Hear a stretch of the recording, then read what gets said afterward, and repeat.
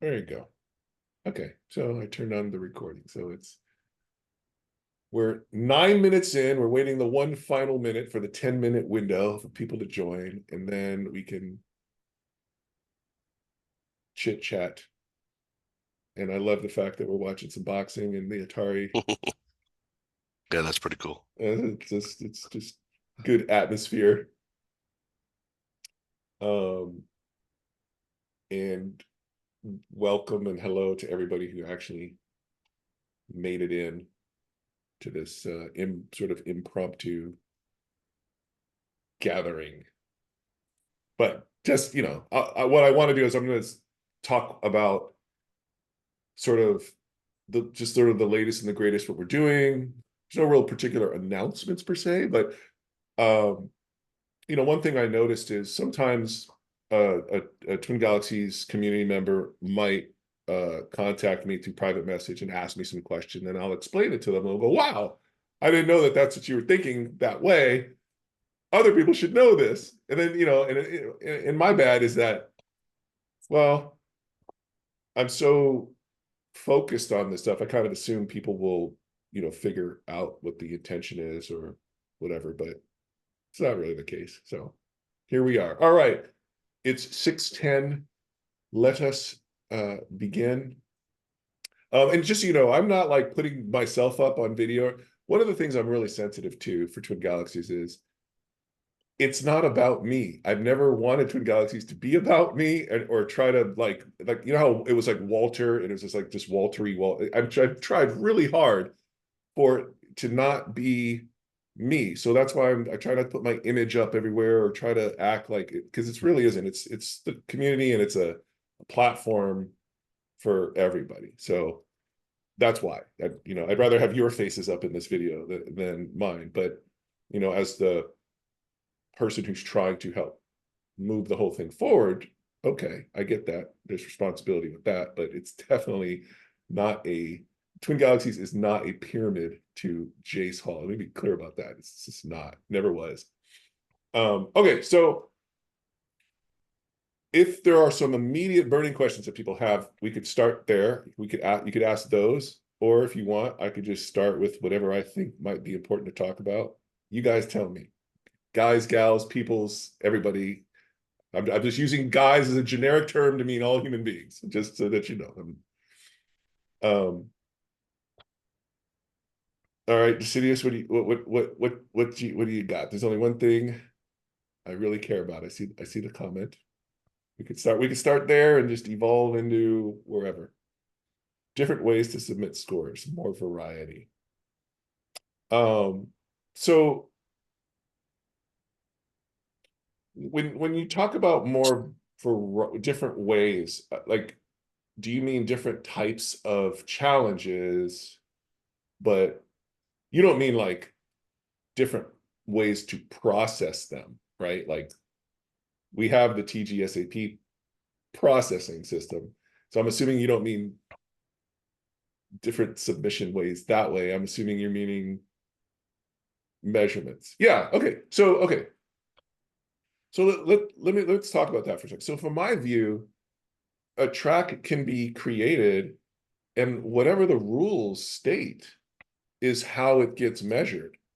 So you've and and maybe I've just misunderstood how people are taking it, but there's no real limitation to the kinds of rule sets you can create. Okay, so it's not user friendly. You mean it's not like intuitive to do that? Is that the just because um the bounty system still uses just the normal, you know, adjudication system, but mentally people seem to be more willing to create bounties that have more flexible sounding rules that aren't hardwired into, you know, just a score or something like that. But we in the conversation that I think Don started about inaugurals and max outs and that sort of stuff, you get into this concept of task completion, right? There are other ways with other sites, forms, other ways to submit a record: meters, feet, ounces, pounds. Um, yeah, but so okay, but so let's use pounds as an example. You create a track that says, uh, you win if you can prove that you weigh 250 pounds on a scale. Okay, that's the track. Well, specifically, the input would not say pounds. The input would say points or score or something like that. But if your rules said input your weight into the point entry field, and that's what it's looking for, then you're effectively measuring pounds. So okay, yeah. So yeah, Snowflake's saying just basically being able to name column labels. It's not enough to say int. So you want to be able to specify. Okay. Um, okay. So as it stands now, something weighs in pounds and ounces. You have to count. Yeah. Well, yes, that's true. Um, um, Now the idea. So let's go with this idea of okay, what if when you're creating a track, you can specify the label of the quote unquote score entry field, right? I think here's the you could probably do that, but um it wouldn't change the nature of that entry field because it can get very complicated if you don't keep it to numbers and integers, because the way the leaderboard then has to rank, it gets very complicated in how it ranks in measuring things. You're gonna have to start layering in, um but it's a quality of life improvement. Yeah. Well, look, just personally, my initial reaction to just the notion of what you're saying, there isn't any resistance to it at all. None. So it's just a matter of prioritization relative to all the other things that Twin Galaxies has to do. Just even implementing this idea about inaugurals being tracked sort of separately from world records, as a concept, you go, okay, that makes sense. We could do that. When it comes time to implement the code to do that, it is a lot of work. It impacts the underground services that run at Twin Galaxies to perform calculations. It impacts, there's like a whole bunch of things, work that's just involved in what you would perceive to be as like, well, that's pretty straightforward and simple, right? So a lot of times, some suggestions that are quality of life improvements get backburnered. They're not opposed, but they get backburnered because are they take a lot of resources to execute. Um, so we're working on it. Got interrupted because of something else. I'll talk about that, but we're working on the separate tracking of inaugurals, and dealing with being able to create leaderboards that are marked as task completion, which is what would cover max outs, so of a certain type, but also would allow you to create tracks where it's just a task of completion and the score doesn't matter, that sort of thing. So I'm going to look at the chat here. Um, okay, so the Decidius, your overall point about making things being more inviting is well taken. When I think about it, making things more inviting, all of your suggestions definitely are quality of life improvements. But I think sort of the first stuff that Twin Galaxies has to tackle to make things more inviting is to, at a higher concept, begin to offer things that can attract wider audiences, right? There's just getting them to the site so that then they can experience quality of life improvements, but just getting them to the site is like the challenge, right? And so let me talk a little bit about what is happening to help encourage that. So you've probably noticed um, a bunch of Mortal Kombat submissions coming in to the site recently. Um, Bishop, I'll get to that, but the answer is no, it wouldn't benefit from a Discord server because it will split then the community's communication across two different places, and you want it all centralized in one spot for various reasons. So that's why it doesn't have a Discord, but because I've definitely thought about it. But it would just move anyway, blah blah blah. I'll get back to that. It's a good point. So you probably have seen some Mortal Kombat stuff coming in. And there's a lot, and it's all new users, by the way, that are there. As far as I can tell, it's all new users. Um, and I want to explain sort of what's going on there. So where do I begin?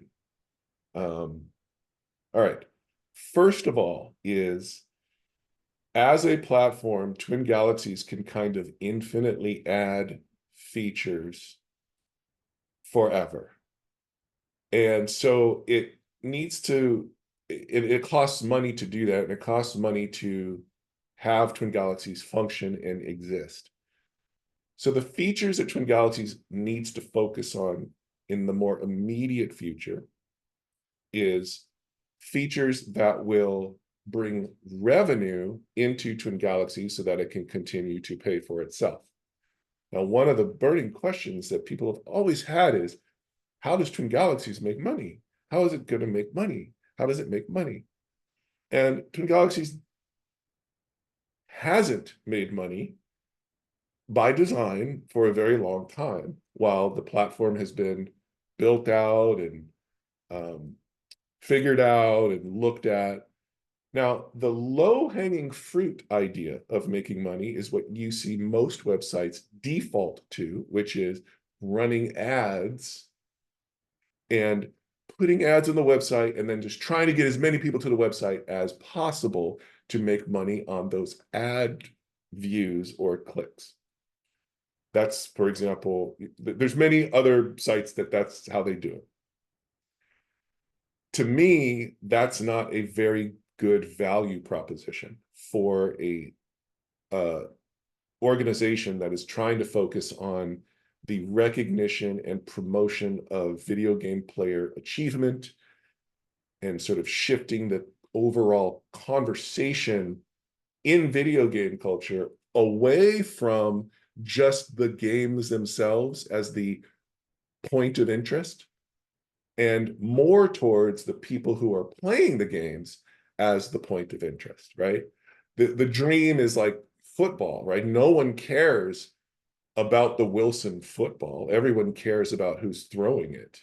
So, the video game industry is not designed currently to encourage recognition of player achievement in a way that can produce value for those people who are playing the games.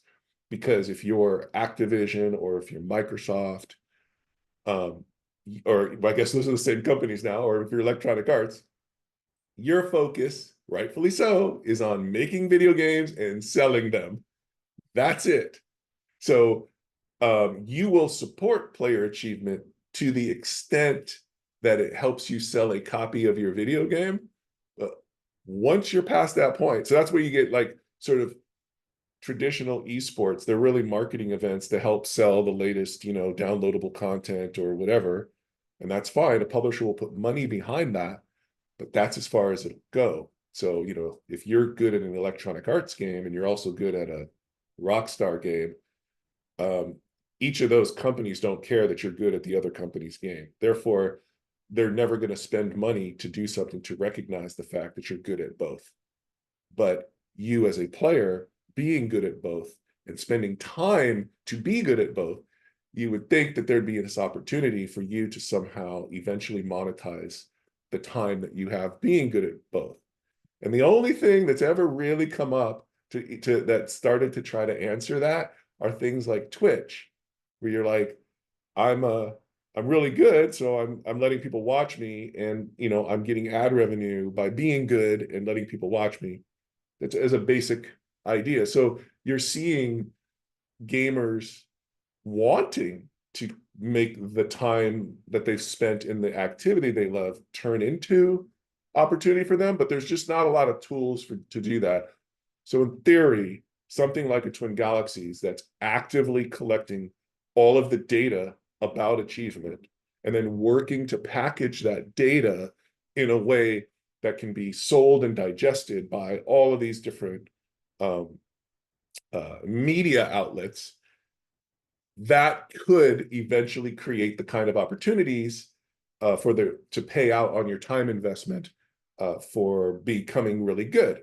So the last thing you want to do is build a platform that has that lofty goal, but it's reduced down to a revenue model of just getting people to come look at your page, and then you get clicks because ads are on there. That will guide your decision making to basically, putting car crashes or something, like whatever is going to get eyeballs, that's all you care about, and then you're making as much money as possible. So I've never been a big fan of that approach.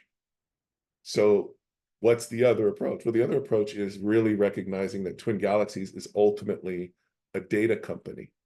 And so it collects so think of the proposition. You go to Twin Galaxies to have your performance authenticated in a meaningful way, right? And in exchange for that authentication, you're providing Twin Galaxies the data about your performance, the data about the adjudication, what people thought about it, right? The video itself. So Twin Galaxies gets this data and has all these different ways potentially to sort that data, or edit, say the videos into like a compilation of like top 10 jumping moments or whatever, and then package that data and put it back into different media outlets, right? Um, and that would create revenue and opportunity for Twin Galaxies. We wouldn't have to be running any ads anywhere on the site or charging people membership fees or any of those things, right? But so conceptually, that's one of the ways Twin Galaxies can evolve to generate revenue, is as a data company and as an authority in a very specific type of data. Separately, though, and this is where we're going to get to the Mortal Kombat stuff, is Twin Galaxies has this other interesting thing that's going on in it, which is a very evolved process of adjudicating a video game performance. And everyone has their comments about the flaws in the adjudication process, or uh, but when you look objectively as to how Twin Galaxies goes about adjudicating, and you compare it to other platforms that are trying to adjudicate, Twin Galaxies is really the most substantial, meaningful adjudicating platform for this sort of thing. It really is. And I realized about a year ago that that adjudication process doesn't only have to be utilized for world records and extreme measurements, right? It can be utilized. It has a very easy time with much easier measurements. And that's when we started to develop the bounty system, right? The bounty challenge system, because why can't we just have like a nice challenge where people go for something and have a good time? Our process adjudicates it well. It's not trying to be a world record, and it creates all this flexibility for the community to have. So we built that, and it works, right? Then we realized, well, wait a minute. If we built a commercialized, more professional layer to this, companies that have nothing to do with video games, but potentially could use video game challenges as a way to engage a video game audience, but bring attention to whatever product or service that they were offering. And that could be a source of revenue. And so we looked into that more and more and more, and we realized, oh my goodness, there is a very big problem that exists in the video game advertising space currently. And so let me frame that for you. let's say you're a company and you make, you're a flower company and you want people to order flowers from your flower company. And you want video game audiences, the youth audiences, or the people who are interested in video games to order flowers. Well, how do you do that currently? Like, how do you reach those people? Well, one is you try to buy advertising in front of YouTube videos or Twitch videos. We all know how effective those are. Okay, the next thing is pay an influencer a ton of money to tell people to go buy flowers. And what the data shows is that's a very, very wasteful, ineffective method of advertising in terms of results. And you wind up as a flower company, you are now like sort of at the mercy of that influencer's particular audience. Like it's like you are the add-on to that influencer's program. That's what you are. You are particularly important as an advertiser in that way. It's still all about the influencer. So now I don't know if you keep up with this, but Google was found to have kind of misrepresented, or like they're basically misspending, you know, people pay Google a bunch of money to run ads, and then Google, they have no real way of knowing what Google's exactly doing. And then Google goes out and pushes the ads to wherever. Anyway, there's been companies doing analysis on how effective that was, and it looks like Google's been basically taking people's money and not producing. So there's been this huge issue that's boiled up. All of this has boiled up into this interesting opportunity. So we designed this more commercialized layer on top of the bounty system. And we partnered, Twin Galaxies partnered with a company who specializes in marketing and sales into the space. They have all these relationships with, whether it's, Coke or Pepsi or all those big sort of media places, they have relationships there because Twin Galaxies isn't a sales organization. And if it's going to have a product to sell, which is basically like selling bounties, the bounty system, it can't do it by itself. So we partnered with this company called These. So if you go to www.thece.co, you can see what they're all about. And the CEO there, his name is Zach, he and I started talking about this idea that Twin Galaxies could be a sort of an adjudicative place for commercialized challenges for sponsors, advertisers, and other stuff. And so we started to figure out, well, what that product fully looked like. Yeah, what would be the requirements, all those sorts of things. And so we've been working on that now for like 8 months or something. And we have come up with this thing, which is now called Thece Play. So you may have seen that, right? THECEPLA. If you go to theseplay.com, okay, I can put it in the chat, you'll see it. And it outlines the product and it outlines everything.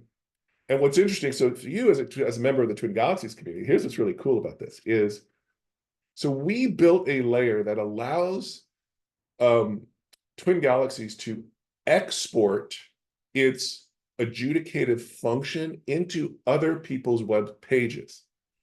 And so what that means is someone can create a challenge. So if you look at the Mortal Kombat,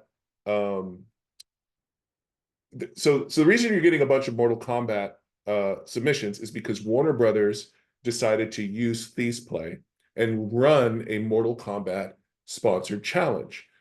These then set up a Mortal Kombat challenge page, which you can go to. And here, I'll put it in the chat. It's www.theseplay.com/mk1-challenge.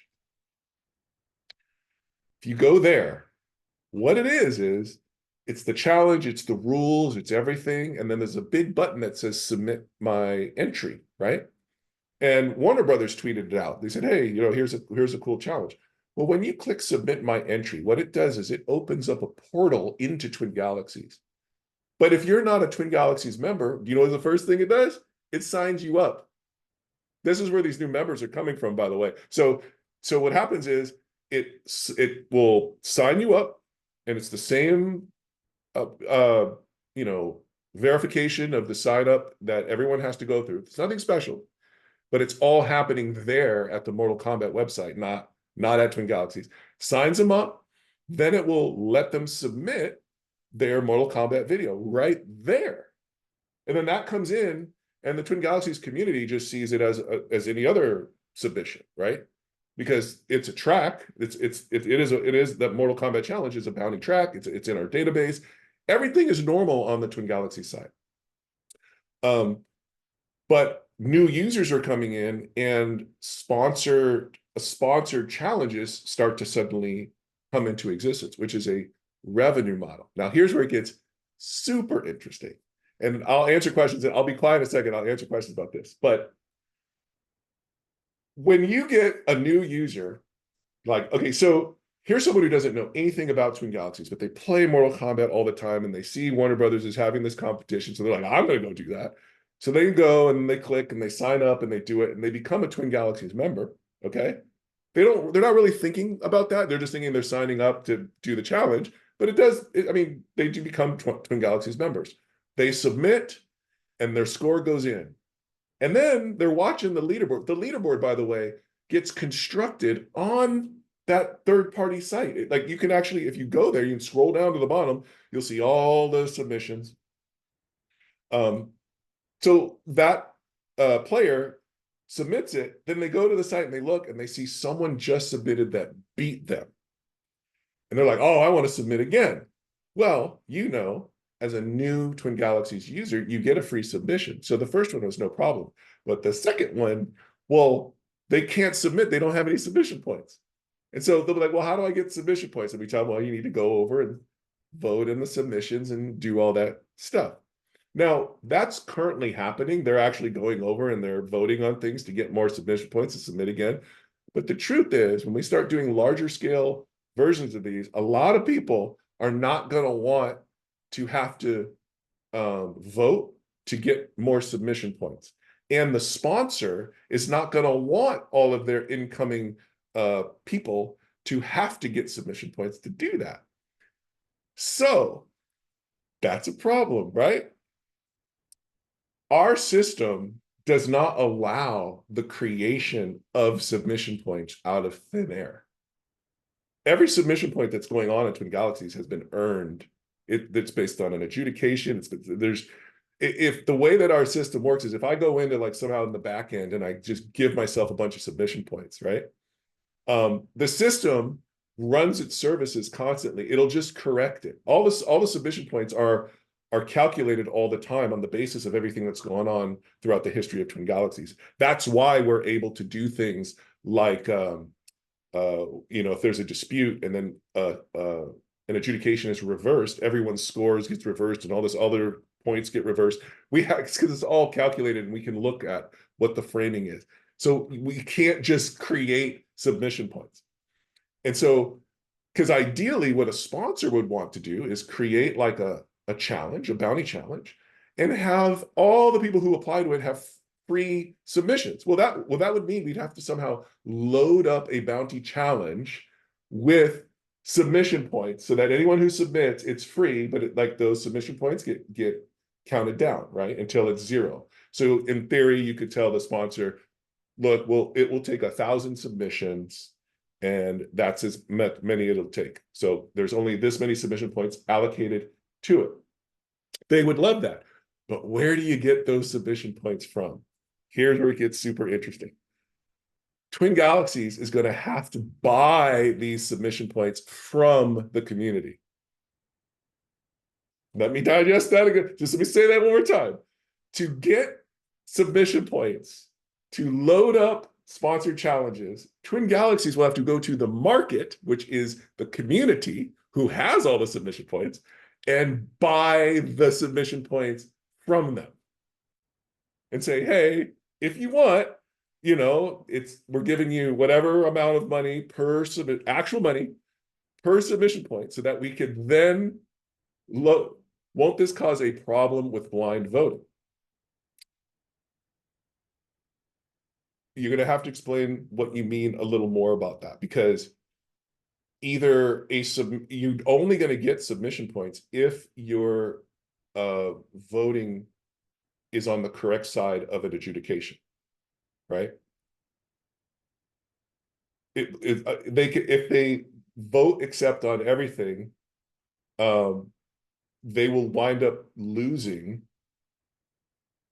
Like the question that you're saying is it's omitting the notion that the adjudication itself, like new users coming in to vote, can't outvote, say, you, Don, for example. Remember, in our system, votes are not equal. So very quickly, if your credibility is driving down to like, 0, your vote isn't going to do anything. It's not going to move the needle, and you're going to lose, and you're not going to get submission points. So, there's and we'll get to that. I want us to talk more specifics about it, but first, I'm just giving you the larger concept. Okay. That's interesting. Maybe require a base credibility to be able to sell. That's an interesting thing. Yeah, bad submission is 5% hit on credibility. That's right. So, and look, I don't think that the Twin Galaxies members who have high credibility are going to trash their credibility over. I don't think so. They don't need to. They'll earn submission points just fine, and they're not going to trash their credibility, and new people are never going to overcome the core Twin Galaxies community. They're just not going to be able to do it. So, but we'll get to that in a second. I want to go back to what this could really mean if we're successful in this process. What this means is, A, Twin Galaxies is going to get more and more new members of wide backgrounds, wide different. So we have this Mortal Kombat one, which, as you know, like the hardcore fighting community doesn't reside a lot at Twin Galaxies, but we've got some of the best Mortal Kombat people submitting. Okay, and that's some. So there's some growth there, but we have we're in conversations with a bunch of sponsors because of our relationship with Thieves. I'm talking wide, different, very different types of companies that aren't even video game companies. I'll give you one example. Is there's a pizza company called Mod Pizza, right? That we just were spitballing with. I'm not saying we're doing anything with them or anything like that, but there were some relationships there, so we were able to have some interesting conversations with them in terms of developing how, for a pizza place like Mod Pizza. If you're not familiar with Mod Pizza, they're kind of like Chipotle. Like you go in and you can design your own pizza as you go down the. It's a cool thing. So, what kind of challenge would you create for Mod Pizza, right? To get people to go and buy pizzas or get pizza stuff. Go get your pizzas. The challenge was very interesting that was created, which related to instead of one game, right? The idea was build your own pizza place. And any game, so we said whether you're using The Sims 4, Minecraft, Roblox, there was a number of builder games, and in any of those builder games, just build a pizza place. And in that pizza place, you have to have a cash register, you got to have a place for people to eat, you got to have bathrooms, stuff like that. Okay, so the adjudicator would simply be watching the video of these people giving a tour of their pizza place that they made in their builder game, and if all of those items were present, then they will have completed the task. And this gets into a task completion bounty. But now think about this.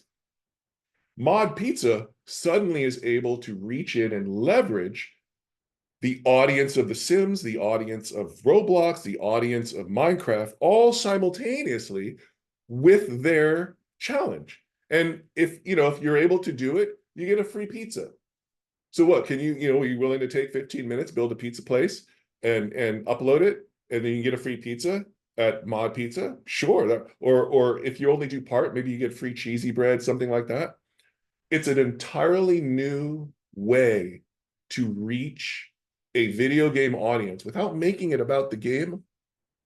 And really, Mod Pizza becomes the brand that's holding the challenge. That it puts the advertiser in the, I guess, think of the brand as the Olympics, and the Olympics are holding an event. Like the Olympics could hold a wine tasting event. It doesn't really matter what the game was. It's the Olympics anointing heroes. Our system lets sponsors and advertisers become the anointer for their particular thing, and it puts them front and center. So this becomes very attractive to the advertisers and the sponsors. Meanwhile, it holds to Twin Galaxies' position of not running ads on its site. Everything is still games. It's still all achievement based. Every single thing is still achievement based. And it's bringing in new users, because the people who are coming in from Sims 4 and all this other stuff, that's a whole different set of game players, right? Whether it's on mobile or whatever, coming into Twin Galaxies and enriching the community with a wider set of users and people to interact with. And so the whole thing drives into a nice sort of ecosystem, of which part of the ecosystem will be, the goal is, we're going to need submission points to fuel these activations. And so where do you get the money to buy those submission points? You make that part of the sponsorship deal. You go, oh, you want to have 1,000 people be able to submit. Here's how much it costs for 1,000. If you want 3,000, here's how much it costs for that. Because we have to take that money and go into the marketplace over at Twin Galaxies and buy those submission points. And then you'll get into an interesting scenario where there's scarcity driving the cost of the submission points up to buy them from the community, or if there isn't scarcity, the price goes down. But then you realize, think about this: people watch Twitch streams for free. They watch people playing video game for free and enjoy it, and for free.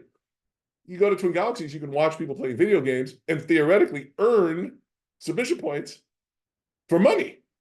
It's like literally, it may not be a lot of money in the beginning, right? As we're working, trying to build this. But if the community is supportive of this idea and works and helps to help facilitate all this, this could be a very interesting opportunity for everybody to do. And what's really interesting is we're the only platform that can do it. There's all of the hassle and building and structure and systems and all of that stuff.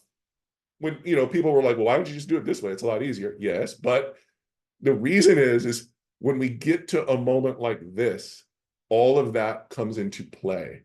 We are now able to literally export the adjudication function into, try it, go to the Mortal Kombat site, click it, see how we're like, log yourself out of Twin Galaxies, pretend you're a new user, watch what happens.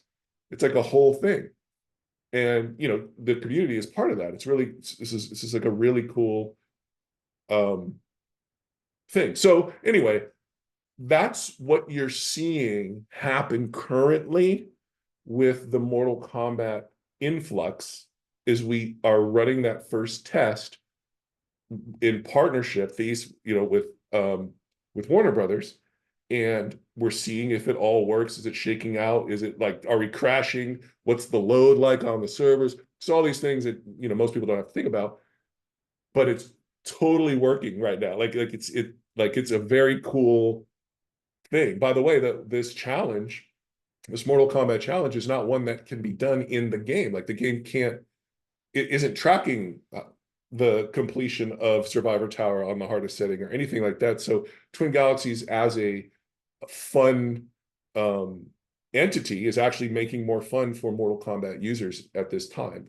I talked to, some of the best Mortal Kombat player. Uh, I talked to one of the best Mortal Kombat players, and he really liked what this was. So I thought, okay, that's kind of cool. And I wanted to inform the community about what's going on. So I'm going to stop talking. I'm going to read the chat now for a second. Scrolling up here.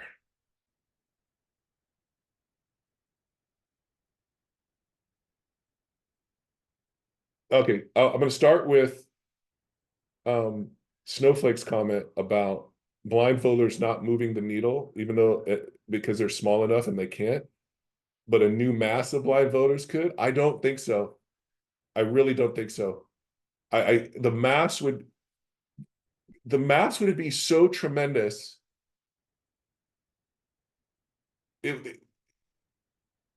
Here's what I will tell you is we are not, the community and Twin Galaxies itself is not going to sit on its ass and let it get manipulated. So as we grow and face some of these challenges, if they pop up, we will address it.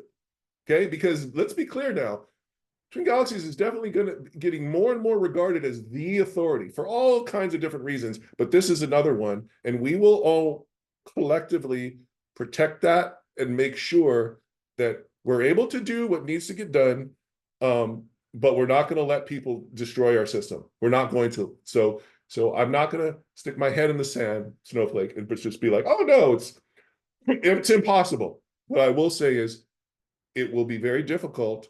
And as we are growing, we're going to keep a close eye on that sort of thing for sure, and make whatever adjustments that need to happen in order to maintain the integrity of the site and the integrity of our process, which is totally unique.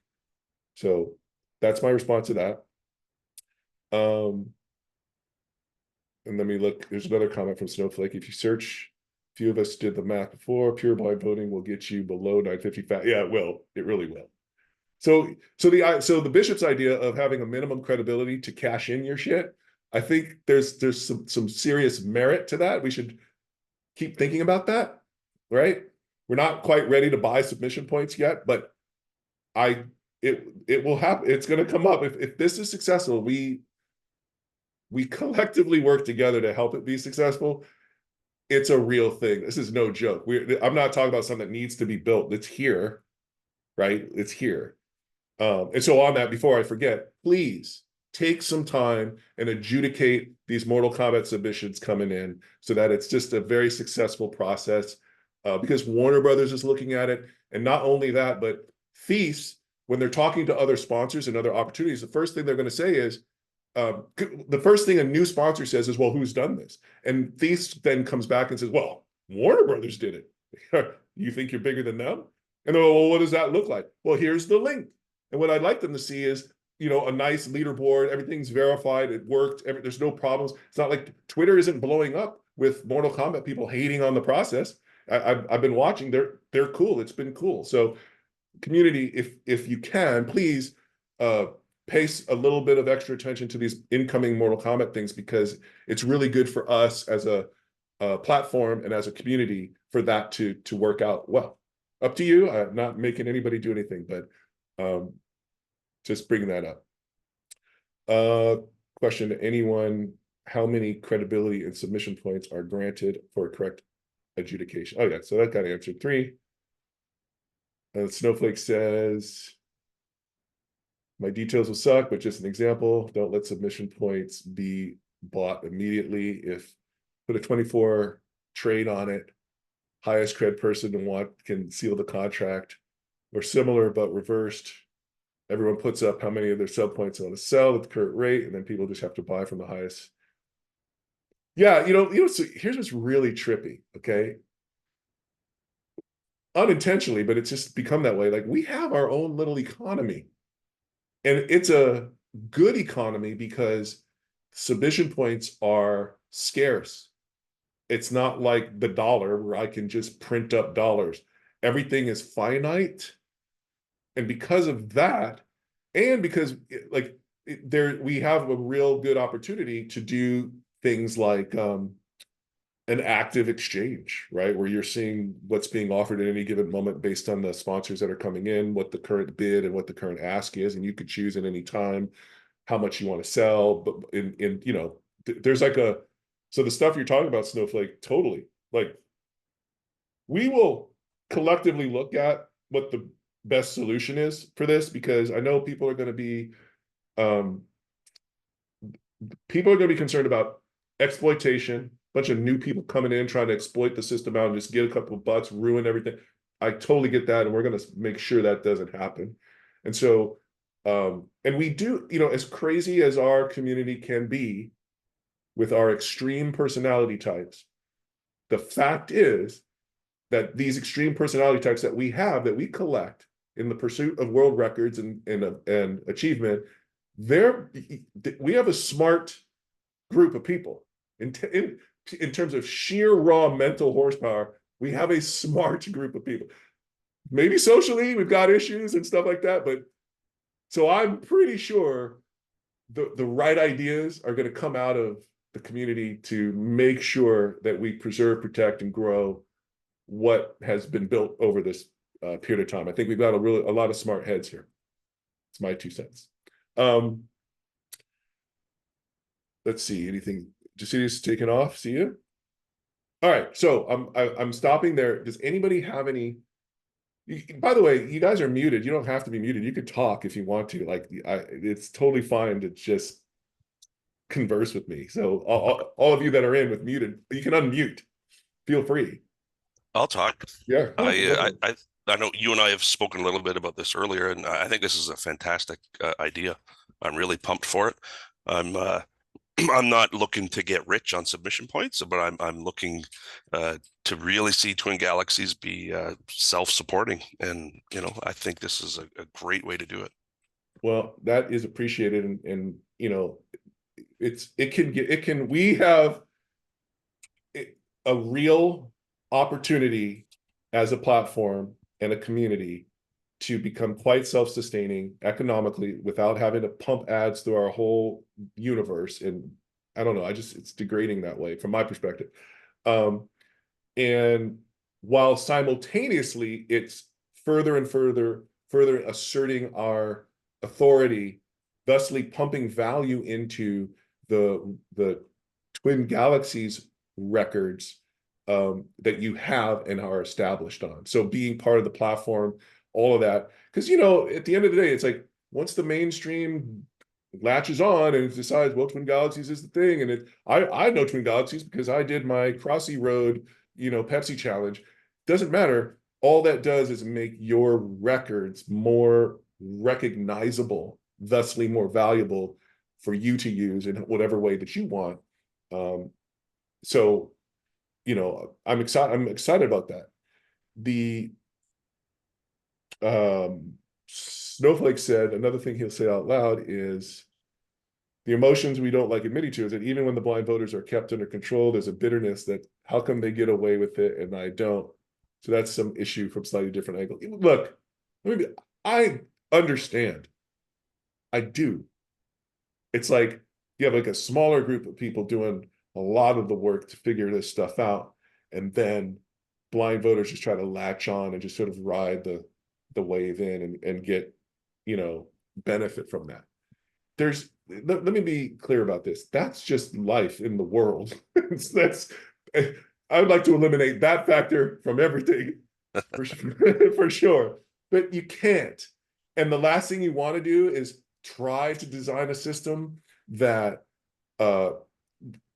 focuses on trying to stop that, because when you in a significant way, because then your system becomes all about that as opposed to what it really ultimately should be about. What I can just simply tell you is that blind voters, like, you could really harm blind voters if you increase the penalty for being wrong, but the problem is that also harms anybody else, right? But anybody else, because a blind voter is invariably going to be wrong more often than a conscientious voter because they're just trying to vote on everything. And so if the penalty is hard enough, they get knocked down quite a bit if they've built up their blind voting cred, so to speak. But there really is no perfect solution for that. So what I would just say is that So yeah, go for it. I just wanted to mention this. I didn't want to write it in the chat, but so just a real quick show of hands before I do my math. How often do you think people are incorrect in their voting? Meaning, or let me put it another way. How often do bad submissions come into the queue, would people say? If I were going to guess, I would say maybe 3 out of 100. It's not a lot. Yeah, it's not a lot. So It's not a lot because people are genuinely trying to be recognized. Most of the bad stuff are errors. right. So with that in mind, based on the math that I've done, if I were to blind vote 100 submissions, I would get it. I would be positive in credibility as long as no more than 6 out of 100 were. So if 6 out of 100 were wrong, my credibility would still rise over time. Right. So I could blind vote as long as 94% or 94 of those 100 submissions were good, my credibility would be fine. I would stay above the 1,000 threshold. Right. In fact, I would slowly climb, and it would only be until I get 7 wrong that would actually go down. That's the tipping point. And the reason being simply, I lose 5% credibility each time, but I also gain credibility for all the successes, blind, even though they were blind. So that ends up balancing out. So I have to basically, if you think of it as I gain, unless, yeah, if it's 3 credibility points, because I get 3 times 100, right? If they're all correct and they're all whatnot. If one is missing, I only get 97 times 3 credibility points, etc. So to discourage blind voting, my recommendation would be, and there might be some other ideas, but to either increase the percentage penalty for credibility so that it drops like a stone, or decrease the number of submission points you get. But again, that's going to disrupt the balance, as you were talking about, of the economy, so to speak. Yeah, you can't like you can't punish blind voting without punishing the non-blind voters too. Like the here's a couple of things. I get the feeling of watching someone not do the work but get the benefit. I get that. I don't know if it's something that we should really care that much about relative to everything else we should care about. Now, So just real quick, I don't mean to interrupt, but I just want to interrupt. Sorry. go ahead. The concern, if you monetize it, the concern is that the queues will always be empty because everyone will just go in and blind vote. I'm not saying everyone will do this, but some people will go and blind vote everything, right? And as long as the submission queue, as long as it's 94 of those 100 are good, then they're going to get points and they can continue to be able to do it. So it's less, I think, about them, the blind voting, right? Most of the time, yeah, they should be penalized, but whatever. But as soon as monetary comes into it, people are going to say, well, I got 3 minutes before my shift. I'm going to just blind vote everything and make some money. And the repercussions are very minor if they were to do that. So okay, so one recommendation. Well, my question to you is let's take what you said as a fact. Why is that bad? Who's being harmed? Well, I would say then well, 2 things may happen. Yeah. One is you're probably going to get a lot of records approved that shouldn't be approved because everyone's approving, meaning not adjudicating, but actually approving. Everyone's giving a thumbs up because statistically that's likely to be the case, Okay. that it's legit. Okay, so let me make sure. So the first point is a worry about scores getting in that aren't valid because of correct. this. Okay, so that's one. And then is there another piece to it? Or is that the primary piece? I would say that's probably the primary piece. And the other thing being that there's going to be a dearth of submissions. So not because people are not going to be submitting scores, they probably will be, but because it's going to be like an eBay sniper thing, right? As soon as a new one Yeah, comes in, okay, yeah. everyone's going to put it up immediately. Okay, so let me I think you brought up a really good point. If putting the emotions aside about watching someone, ride easy, but really making the point being this could cause invalid scores to get pushed through. What I can tell you is we have a mechanism on the Twin Galaxy side to increase the difficulty for something to move through. So, and we can moderate that. So if we're seeing so right now, just as a general concept, the way something moves into the database, generally speaking, is people a certain amount of credibility has to be dogpiled onto a score. And once that amount of credibility is dogpiled onto a score, it moves into the database. It's like the simplest way to put it. That's why votes aren't equal. So if a score has to have 50,000 credibility points put against it by the community for it to move in, then it moves in. This is like a great simplification of it, right? So what we're able to do is dial that up, which can offset blind voting. It makes it harder for we can actually make it specifically in relation to voting activities, right? Right. So what? Sorry, I'm just not trying to head you off. I'm skipping to the end, so I guess I am. If let's say that people are adjudicating blind, they're going to do it rapid, fast. They could even, I'm sure, Bill McAvoy. I have no doubt he could automate a system. Not that he would, but he could automate a system, and someone else could as well. I'm sure, as he knows. So to just accept things as they come in immediately. okay. Those people, as long as the submissions are 94% accurate, which I think we can all agree that they are, at least they are now, those people's credibility will continue to rise. It won't only not, I don't know, I have to check the math to see if it will stay static, but it should pretty much always rise up to a point. No, it would, but remember, it's rising in relation to everybody else's too. Right, but people who don't blind vote cannot adjudicate as quickly. They're not going to be as fast on the gun. So people who blind vote are always going to sweep in, clear out the queue before other people finish watching the videos. Okay. Right. So what's going to happen is because of that, their credibility, the blind voter, is actually going to go up higher, faster. Even if you increase the weight of submission point, or sorry, of credibility required, I'm sorry, no, of votes, even if you increase the weight of votes, their weight is going to be higher because they are blind voting. So not only is their credibility going to be decently high, but their their credibility is going to be considerably higher because of the amount of voting that they're doing, as long as they have a threshold of 94. And that assumes a 6% failure rate of submitted records. If it's lower than that, which I think it usually is, it's probably closer to, I'd say 3%, maybe. I think it depends on the day. It's going to skyrocket for them. So you're going to have a problem of the blind voters having the most credibility and the most submission points.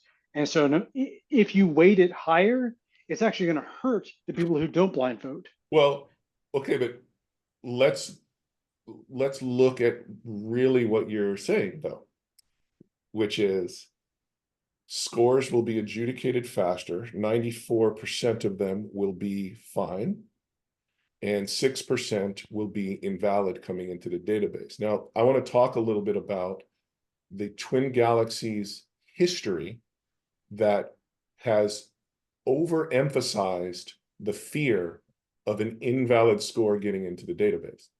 In the past, when an invalid score got in the database, getting it out was nigh but impossible, which is why all of the emphasis was placed on screening in the front. Once it went in, they didn't have the tools, motivation, interest in dealing with fixing it. So the entire culture of Twin Galaxies for many 20, 30 years was getting in that's the only chance you have to stop them, right? That's just not how it exists today. So if you're running 94%, if the experience of someone coming to Twin Galaxies is I submitted a score and wow, that shit got adjudicated in like a day or two, okay? And I know my score is legit, and 94% of them are. 6% aren't. They're fakeries or whatever, for whatever, they're errors. Let's just say they're good. Anybody who's cheating in a significant way is going to get busted. So you can just rule out like, and I'm talking, when I say cheating in a significant way, I'm talking someone going for a #1 world record in Donkey Kong or something like that, something that's going to get serious eyeballs, that will always get busted. So you're really going to be talking about the 6% of, the wrong, they put an 8 instead of a 0 at the end, like all like these errors, right? Now, okay, so it's in there. Our system, our dispute system will clear those out. It will just get cleared. And those people who blind voted, they're going to take hits for that. The Right. people who are conscientiously, they would have, they won't take hits. They'll just be like, so in the end, practically, the system, the blind voting system, even if what you're talking about is executing, is you're moving through submissions faster, and 94% of them are valid. Like when you look at it from that perspective, how terrible is that?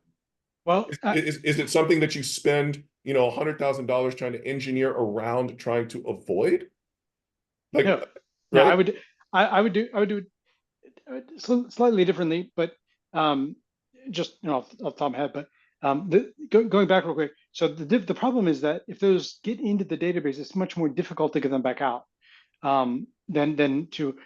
Let me put it another way: if that logic holds, then why not auto accept all submissions, right? Just Well, because no, then, no, well, then you're just doing adjudication. We are auto accepting all submissions. When you submit, it automatically goes in the database and it shows up there. It just says in process. right, right, okay, fair enough. But why not auto accept all submissions then? It is. It's right there on it doesn't go away unless it's bad, No. I no no. Sorry, approve. Why not auto approve all because submissions it's then? not it's it submissions aren't approved. Submissions are verified. Okay, verified. So So why not auto? I just whatever word you like. no, I'm saying, Why? well, because it's not verified. Right. So why not auto verify all submissions? Okay, what it's not being verified. Well, when you say auto verify, what do you mean by that? Okay. So I'm not sure what word you're looking for, or No, I'm looking for, but right. when I submit something to the database Yes. and it says in process, at some Yes. point it becomes out of process through Yes. the adjudication. And in Right. the adjudication, I can give it a thumbs up or a thumbs down. What does the thumbs up mean? That you have verified that it matches the rules. Okay. So I verified that it matches rules. If the safety mechanism is just to unverify, I don't know what the challenge, to challenge the things. Why not just have them? Why even bother with the thumbs up? Why not just put them in the database as complete? Right, exactly. Snowflakes saying by allergic, why not just throw out community adjudication, auto approve all, and just rely on disputes? Exactly. That's my point. Why not do that? That's my question. Why not just rely on disputes to resolve if a score is legit or not? Okay, well, that logic, if you were to apply to seatbelt use, right? Yeah. Like, sure, you don't need to wear your seatbelt because you're not in car crashes very often, right? But the concept of preventative work is an important concept. So, Sure. so if you're doing some filtering up front, then you're going to have less filtering on the back. In fact, you're going to have filtering on the back where it really matters. And so you would say that that would be a bad thing. Like I'm getting to a point, I promise. What would be a bad thing? Ignoring the seatbelt thing. Basically, if you were to just auto approve all submissions that come into the queue, that would be bad. It would be bad to just rely on the rejection. I'm sorry, on the Yeah, disputes. if you're only relying on the disputes, right? Right. Then you want filtering on front and filtering on back. Right. I don't know like if you've programmed it all, but when you program, you do memory checks first when you're initiating variables. Then of course, some stuff you have a program that does garbage collection, right? So Sure. You you clean SQL and yeah, I yeah, know. you Yeah, need both. yeah. So Yeah. I agree. I agree 100%. What I'm saying is if you allow, if you monetize without care, so if I can make money by approving submissions and I can do it as long as the error rate is less than 6%, which it is, I can make money by blind accepting everything. So basically, what I've done is I've gotten rid of the seatbelt. I've effectively automatically approved everything because that's the only thing people are going to do because they are monetarily incentivized to do that. No, you get remember, it's not approving, it's being right. Right, but it's what I'm saying is It's not the people, same thing. If there's a score and it's rejected, if you have vote to accept it, you don't get submission points. correct, and I can do that with an error rate of 6% and still make money. You don't know which that's assuming that that clicking accept is the right thing. If you're No, no, running no, no, no, no. That assumes that clicking right is the right thing. Clicking accept is the right thing 94% of the time. If I'm wrong 6% of the time, I still get a steady income and my credibility stays high enough that I can continue to do that indefinitely. In fact, my credibility will climb over time, slowly, but it will slowly climb over time until I eclipse the people who don't blind vote. So again, I get back to where's the problem? If you have Right. if you have 6% error rate going on, Right. Yeah. okay. So that remember what we were just talking about how seatbelts are bad or having seatbelts are good because it's that first filter, right? But the thing is, you remember your number that you picked, your 6%, is on the basis of what's already happening. So Right. so nothing's changed. Right. We have that now. Right. Yes, exactly. Exactly. But So people don't blind vote because they care about their credibility and there's no other incentive for them to do that other than to save time. okay, but again, there's two things going on. One is you can't prove someone blind voted, right? It's no, no, no. hard. It's hard, no but moral secondly, judgment on it whatsoever. but I'm just saying you can't prove it. You can't say Right. someone you have to, it's quite a time investment Right. to There's prove no way to know. right. Agreed. But I'm going to take what you're saying at face value.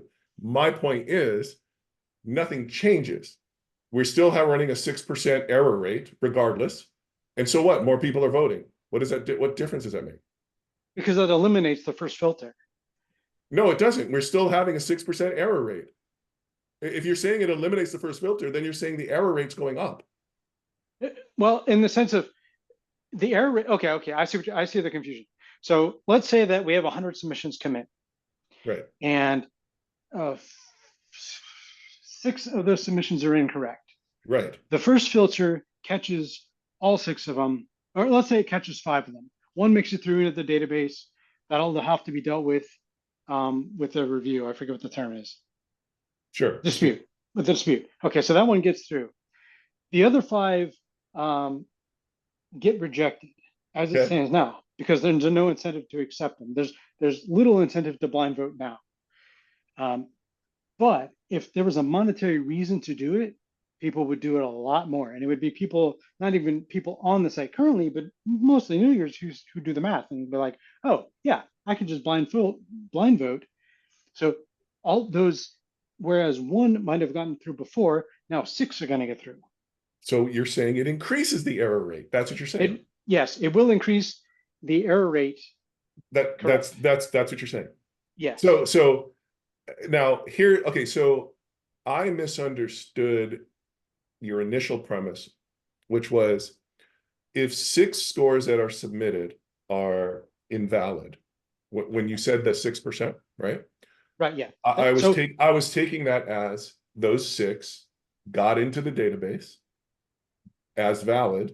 All right, I got you. But they need to be disputed out. So there's a 6% error rate, right? Right. So, I'm saying they are 6% provably metaphysically like, wrong. They shouldn't be in there.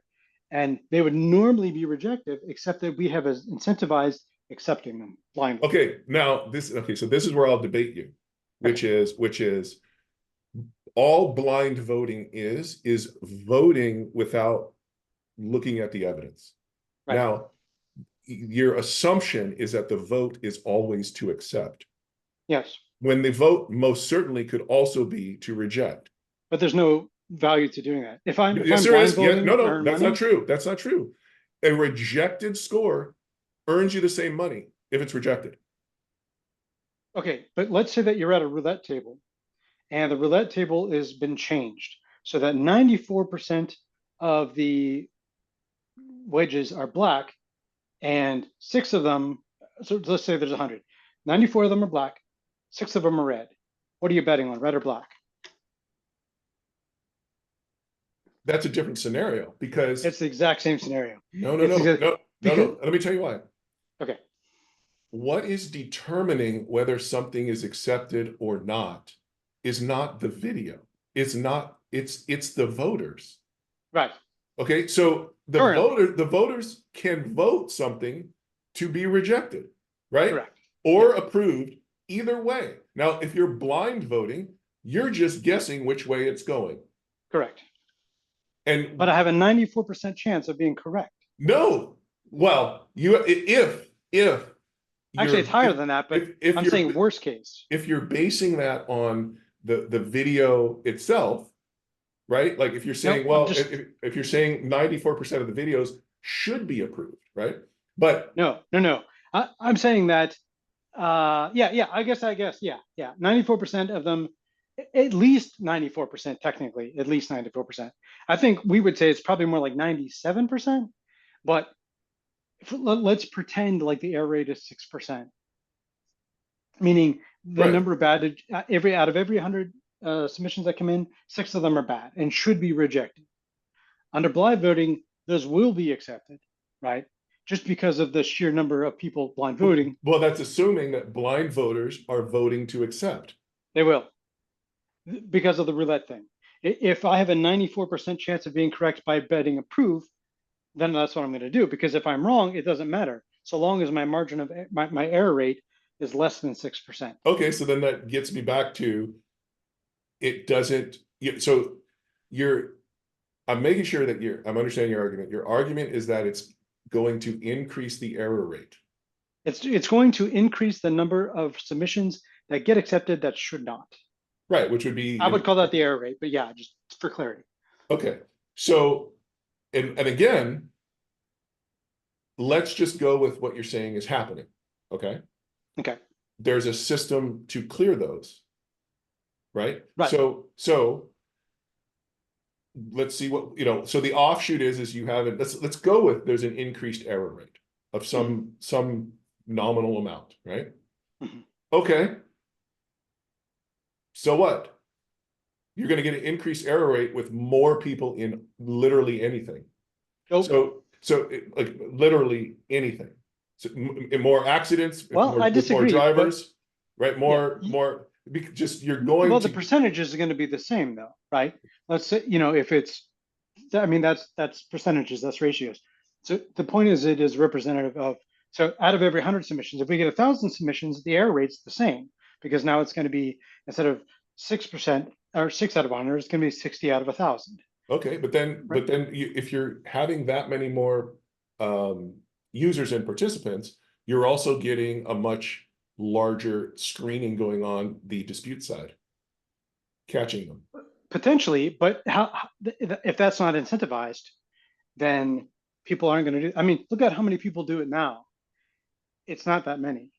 And okay, it's only so now that's an interesting statement. If that's not incentivized, so that's where that would be the more likely place to focus.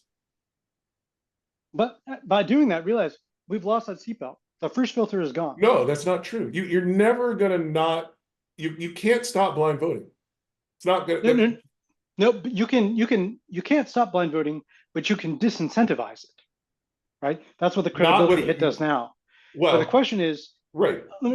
You can't disincentivize it without harming the ones not blind voting. Right. That's why it's a tricky situation. Right. I don't disagree. Right. So you can't. Why would you harm the good citizen, quote unquote? Not saying that blind voters are bad citizens, but I'm just saying is you can't create a law that's like, there's no way to do what, like, now, the one Right. suggestion that And Bishop had was a minimum credibility to cash in, right? right. But you're suggesting, and I don't think you're wrong, where the credibility of these things will rise anyway. So there is no way to distinguish blind voting from non-blind voting. Correct. So so I'm not really debating your point. I'm just asking you, what's your solution? So because you basically would have to tinker with the math to make it not worth it. Or you'd have to incentivize something else.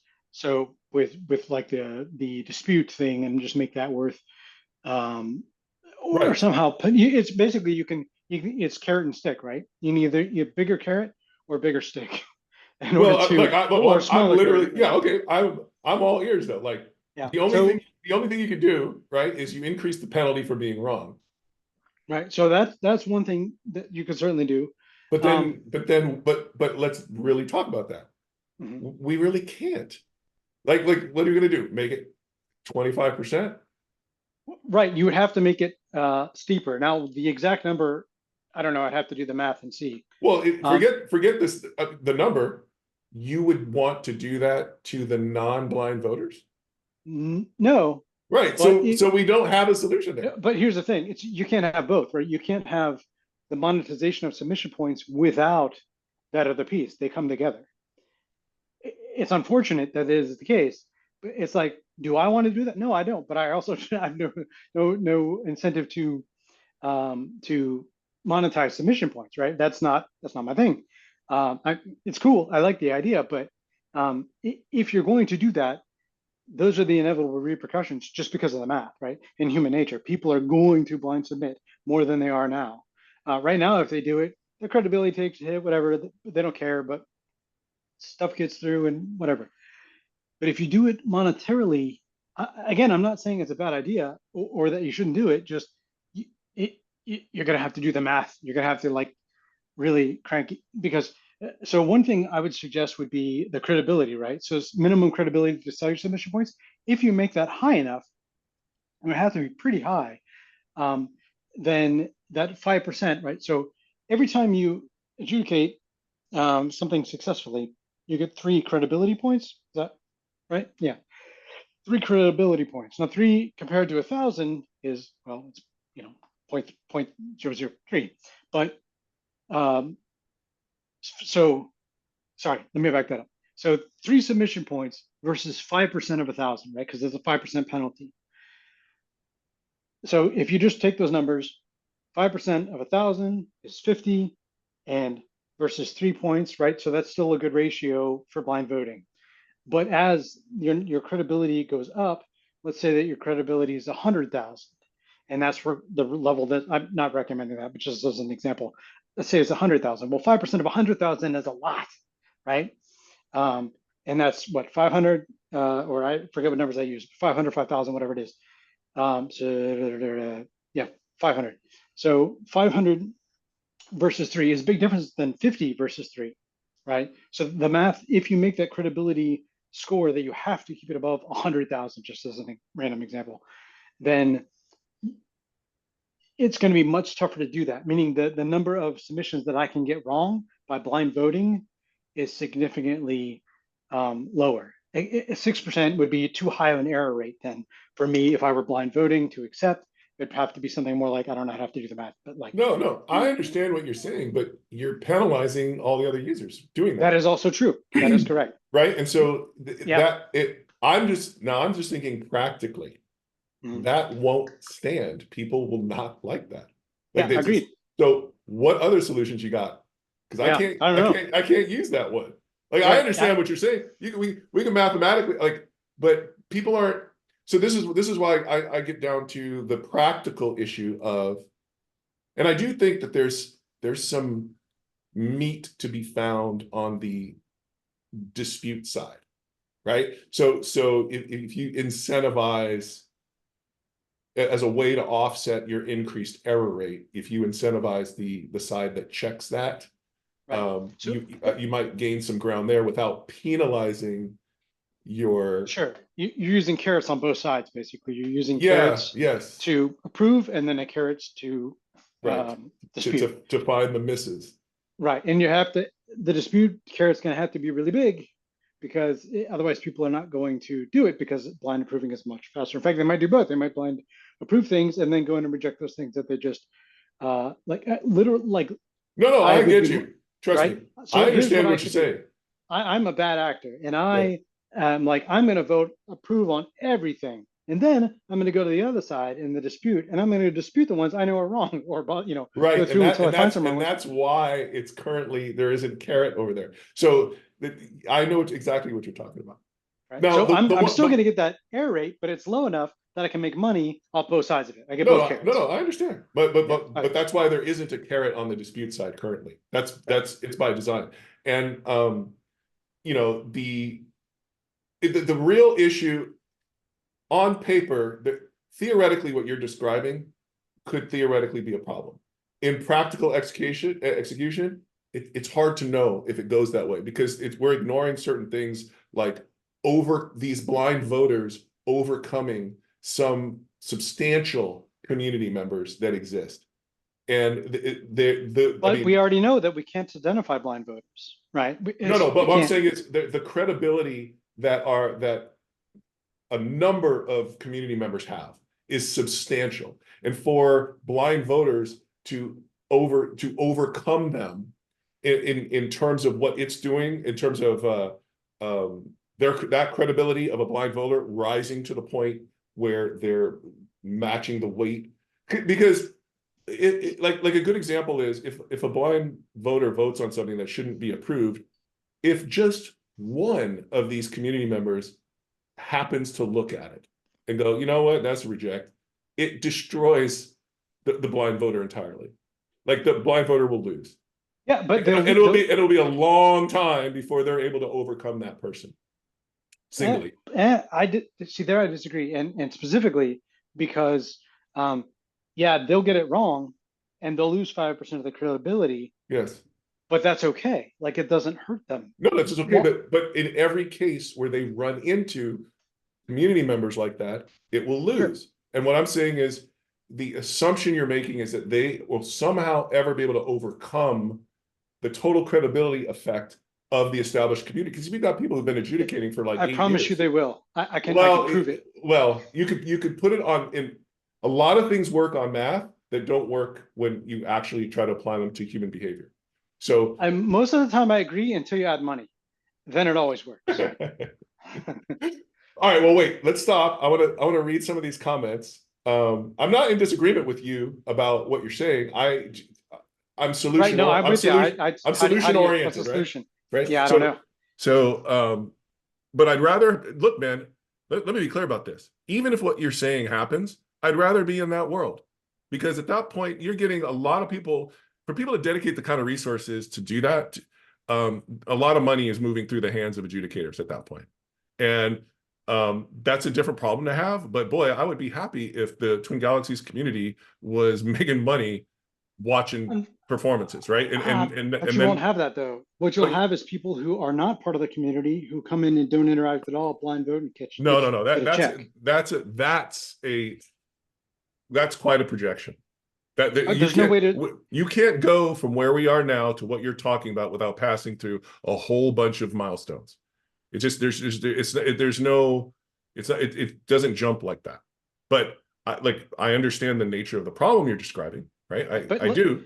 But for there to be enough money to matter, okay, for what you're talking about to happen, it is quite a distance. It has to move through different economic stages for it to become what you're talking about, for it to even be worth the time that people are going to have to take to create what that is. So I understand what you're saying, but there is a path that has to be followed, and along that path, the Twin Galaxies community members will be benefiting through it.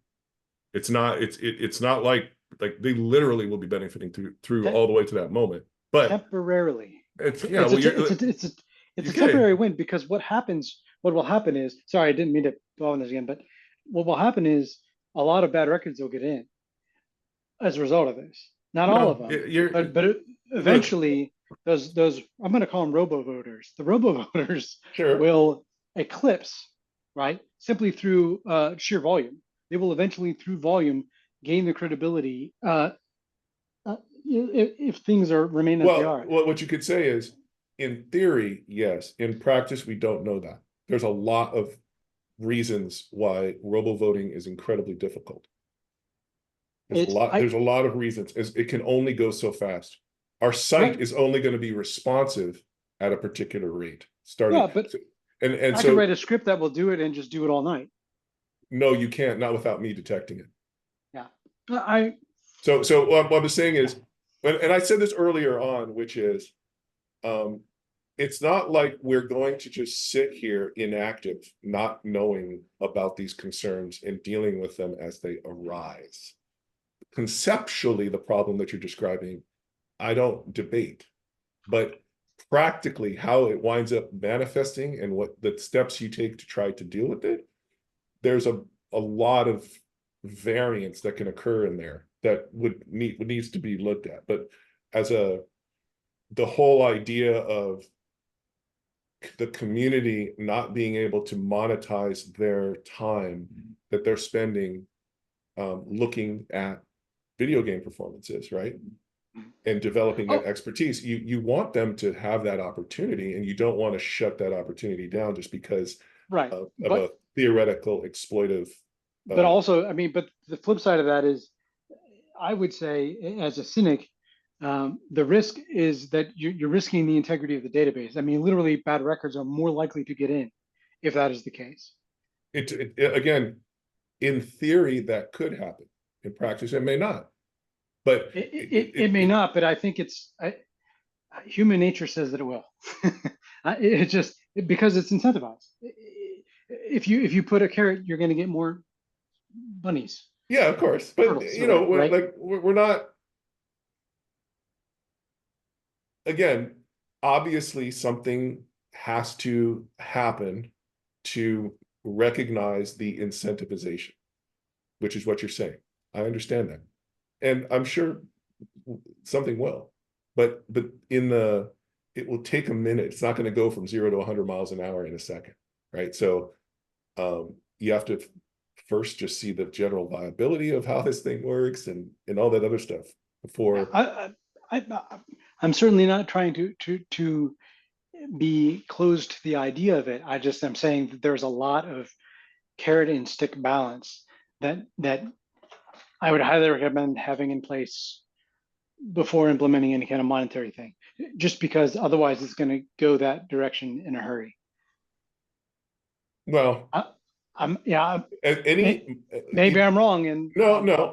but Well, think about this. We already have, I would argue, the best adjudicative system, which has carrot stick built in and all this other stuff. So you can rest assured that if we're going to implement monetization like that, we're most certainly going to uh, be thinking about exactly what you're talking about as part of whatever system gets laid in, for sure. So again, I just go back to, I'm not in disagreement with your general point. And I'm open to solutions that you have about it. No matter what, a solution will come into existence for what you're talking about. It may not be the absolute perfect solution. It may be a solution that evolves to get better over time, and depending on how it so works. But there definitely, I agree, there has to be some kind of it has to be addressed in some way. right. So So my suggestion, my warning, I guess, there's a better word, would be that when if you produce a solution after the problem already exists, damage no, is being done during that no, no, time, no, right? no, no, To no. Galaxy's credibility, That no, no, to user experience, no, blah, that blah, would blah. be like producing. You can't. You can't. It has to be a system. Like you can't. I understand what you're saying. I agree with you. But we would never implement something like that without it being a complete system that unto itself. hey, there's just monetization. Here's how we're dealing with Bob. For I sure, guess for I'm saying sure. just assume the worst actor and assume a lot of them, and then build the system around that. With that in Yes. mind, like I would say, just don't pretend like those. Not that you are. I realize No, no, but you got to say it, and it's I'm good. not It's yeah, good. saying It's that you are, good. but It's good to be said. It's fine. you have to be cynical because people are going to exploit it if they can, I because they agree. do about everything. I don't disagree with you at all. Zero disagreement. Yeah, the good nature of men is there until it's incentivized not to not be there, But I and then it's gone. but one thing I'll tell you, Don, is put your lobes on this problem. It's not an immediate thing that's going to be happening anytime soon, like the monetization stuff. Think about it, and if you come up with some interesting solutions, we can keep having these conversations, and you add it to the mix. So, obviously, I'm thinking about it too. I have been, right. So, and my point in bringing this up in the conversation for the community is just to let people know this is something that could come into existence. And, obviously anything that we're going to bring into existence, we're going to think of the things like that you suggest, Don. Also, we're going to be talking with the community about them as we're in process, for sure. So what you said needed to be said, and I think that's good that everyone could hear it. But yes, I don't disagree. There's going to be abuse, so we have to do something about it Right, before just it trying to be happens. cautious. Yeah, nothing wrong with that. No, nothing wrong. Let me look at the chat, because we've been going for a Yeah, minute, sorry. and people have some points. I am looking at I see Bill McAvoy's, if blind voters were truly harming the system, increasing punishment to 10% might take care of that. So that goes to this, what we talked about in just in terms of increasing the penalty. Maybe that's part of it, an increased penalty. There also could be like a penalty that increases as it goes, right?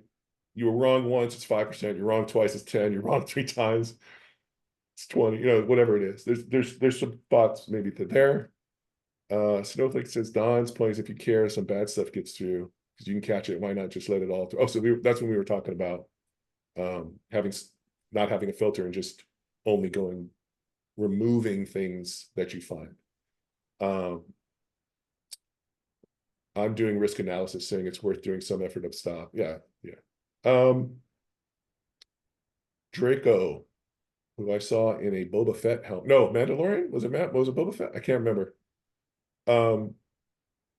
Auto approving could eventually lead to a crowd of users creating corrupt system of choosing who they want. Community education allows even enemies to make decisions. All can see which is most important. That's true.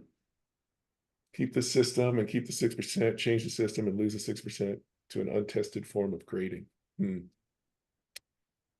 Snowflake says, I'm looking at filters, not being all or nothing. That's true. But, look, what I'll say, Snowflake, is Don's point is, don't set this up without protections in advance. Am I right, Don? In short, yeah, I would say Don't, that's a more succinct. like, Yeah, don't turn that on unless you have some protections, because you're about to, the scamming will come. yes. Which is true. And I've dealt in crypto and I understand. Oh yeah. Draco says a blessing in the system is if a score is valid and invalid, my score credibility goes down, which is sharp-eyed. Take any place seriously. A gamer's motivation is the built-in desire to be the best. That's true. This will cause them to look for cheaters. Yes, that's so what Draco's saying is 1000% true on scores that people really care about or ranks that people really care about. Those I don't think will ever be subject to blind voting, pushing them the wrong way. Because everyone's just going to be looking at those. The blind voting stuff is going to be those records and stuff that no one's really super invested in, and or maybe one person is invested in, and so it won't get the kind of scrutiny until later. What will happen is a bunch of scores get through, no one will notice, It's fine. 6 months later, someone goes, hey, that score isn't good. And then they investigate all the scores of that person, and then all the scores on the track, and then you're just like, oh my God, there's like 45 of them that have to be taken out, right? You'll get this cumulative effect. Samsung took a power nap before work. Bill McAvoy. When I make a blunder and accidentally vote to project, I get a 5% penalty. It pisses me off a lot. Yeah. Yeah. Snowflake talks about doing the math. You guys are better at math than me by far, always. I am not a math person. They peak out about below 10K. Snowflake is never, they'll never pass 10K no matter how long they do it for. So Snowflake is saying that they're going to hit a hard limitation on their. I don't think he's. I think he's correct. I just think he's wrong on the location. But I'm trying to prove him wrong. So I'll see if I can do that. Math wars. Snowflake and Math yes, wars. that's exactly what it is. Now Snowflake's pretty smart. He is, by for the way, sure. by the way, Snowflake, I want you to know. Sometimes on my Facebook feed, I'll see something that you've said. You'll make a post, and it's not related to Twin Galaxies or anything, but it's just some sort of insightful personal post. And I go, wow, that's actually really insightful. Like one of the things, like it's like these philosophical observations you make, or these spiritual observations. And they're sometimes you make some really good ones. So I just want you to know I've seen them. Then let's see. Snowflake Dance is okay. So Snowflake is talking more about the percentage and the limitations. Don and Snowflake can have at that, and I'd love to hear what the result is of that. I'd love to know what the answer is. What if Bishop says, what if people with high credibility get less of a penalty for wrong votes than those with lower credibility? If that could be implemented. See, the problem is that's so new user anti-friendly. It's like your credibility is low, so you just punished harder. What you just described, Bishop? You described actual society. Like the rich people get to break the laws, and all the poor people go to jail for the same crime. I understand what you're saying. I'm just saying, sure, that would work. It would create a significant barrier to getting into the upper echelon. Snowflake is talking about his measure twice, cut once. Is when measuring is cheap and cutting is expensive. It's wrong. Yeah. If measuring gets expensive and cutting gets cheap, yeah, that's a good point. All right. So I'm kind of caught up.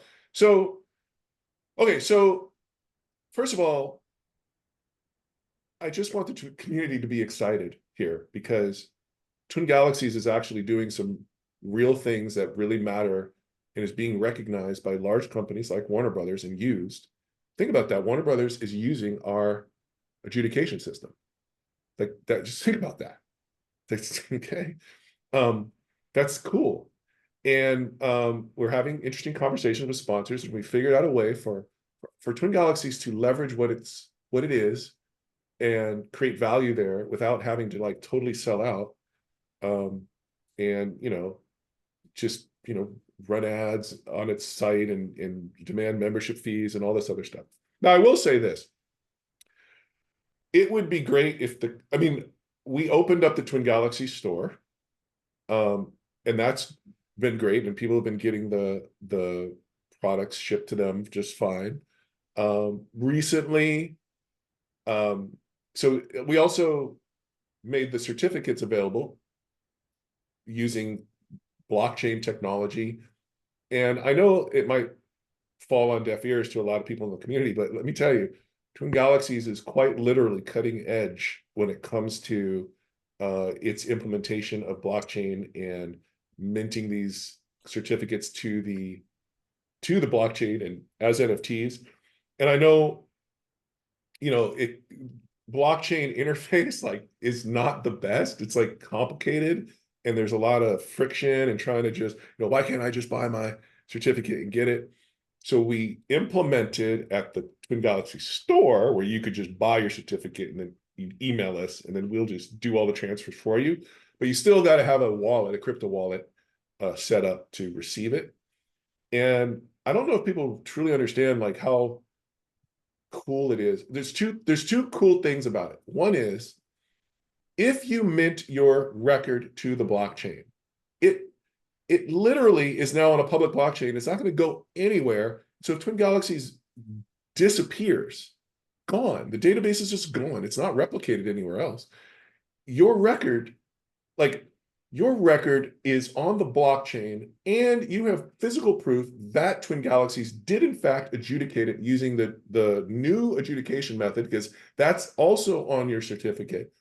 And it's a permanent proof that had actually happened. If whether or not Twin Galaxies has gone out of business, gets destroyed, blown up, all that other stuff. So it's a way, if you care, to permanently ingrain that you accomplished this thing there, whether or not you want to print it out or do all those other things. So that's one cool thing about it, and that's really doesn't exist anywhere else for any other sort of video game achievement. People don't realize Twitch. I don't know how long-lived Twitch is, and the data that's there. The business model that they have is very, very difficult. Very difficult for them. They don't make money, and they're part of Amazon. And all of Amazon's businesses make money. Amazon's about making money, and Amazon sells things. Like that's how they understand they make money. We sell things. We sell AWS services. We sell these things, and Twitch doesn't sell anything. They don't, and they can't run enough ads to pay for what it costs to make it so that it's possible for everyone to stream, 1080p, 60 frames a second whenever they want for as long as they want. It doesn't make economics. How can you do that? It doesn't work. If everyone, it costs, I know how much it costs in bandwidth and data storage to just, for us to take the Twin Galaxies videos in. So I know how much they're spending. There's just not, they can't. So how long is that going to continue to exist? So imagine one day, just like Photo Bucket or whatever, Twitch says, you know what? We're done. Microsoft learned it real quick with they had that streaming service. I forget the name of it. But they shut that thing off like rapidly, like after a year or something like that. Because there's going to be a point, in my opinion, that dire message will occur. And when that occurs, sites that are relying on Twitch videos being the proof of their accomplishment, those sites are gonna have a problem, because what are they gonna do? They're gonna have to get their user to download it off of Twitch, hopefully, if Twitch lets them. I'm assuming it's going to, and then that's got to be re-uploaded to YouTube, and then that information has to be re-put back onto that database. It's going to be quite a bit of work to do that, and certainly those sites aren't going to do it for them. I don't think so. So, to me, minting your record, you're having this sort of permanence for your accomplishment onto the blockchain is something I think that's like a really cool thing, and that's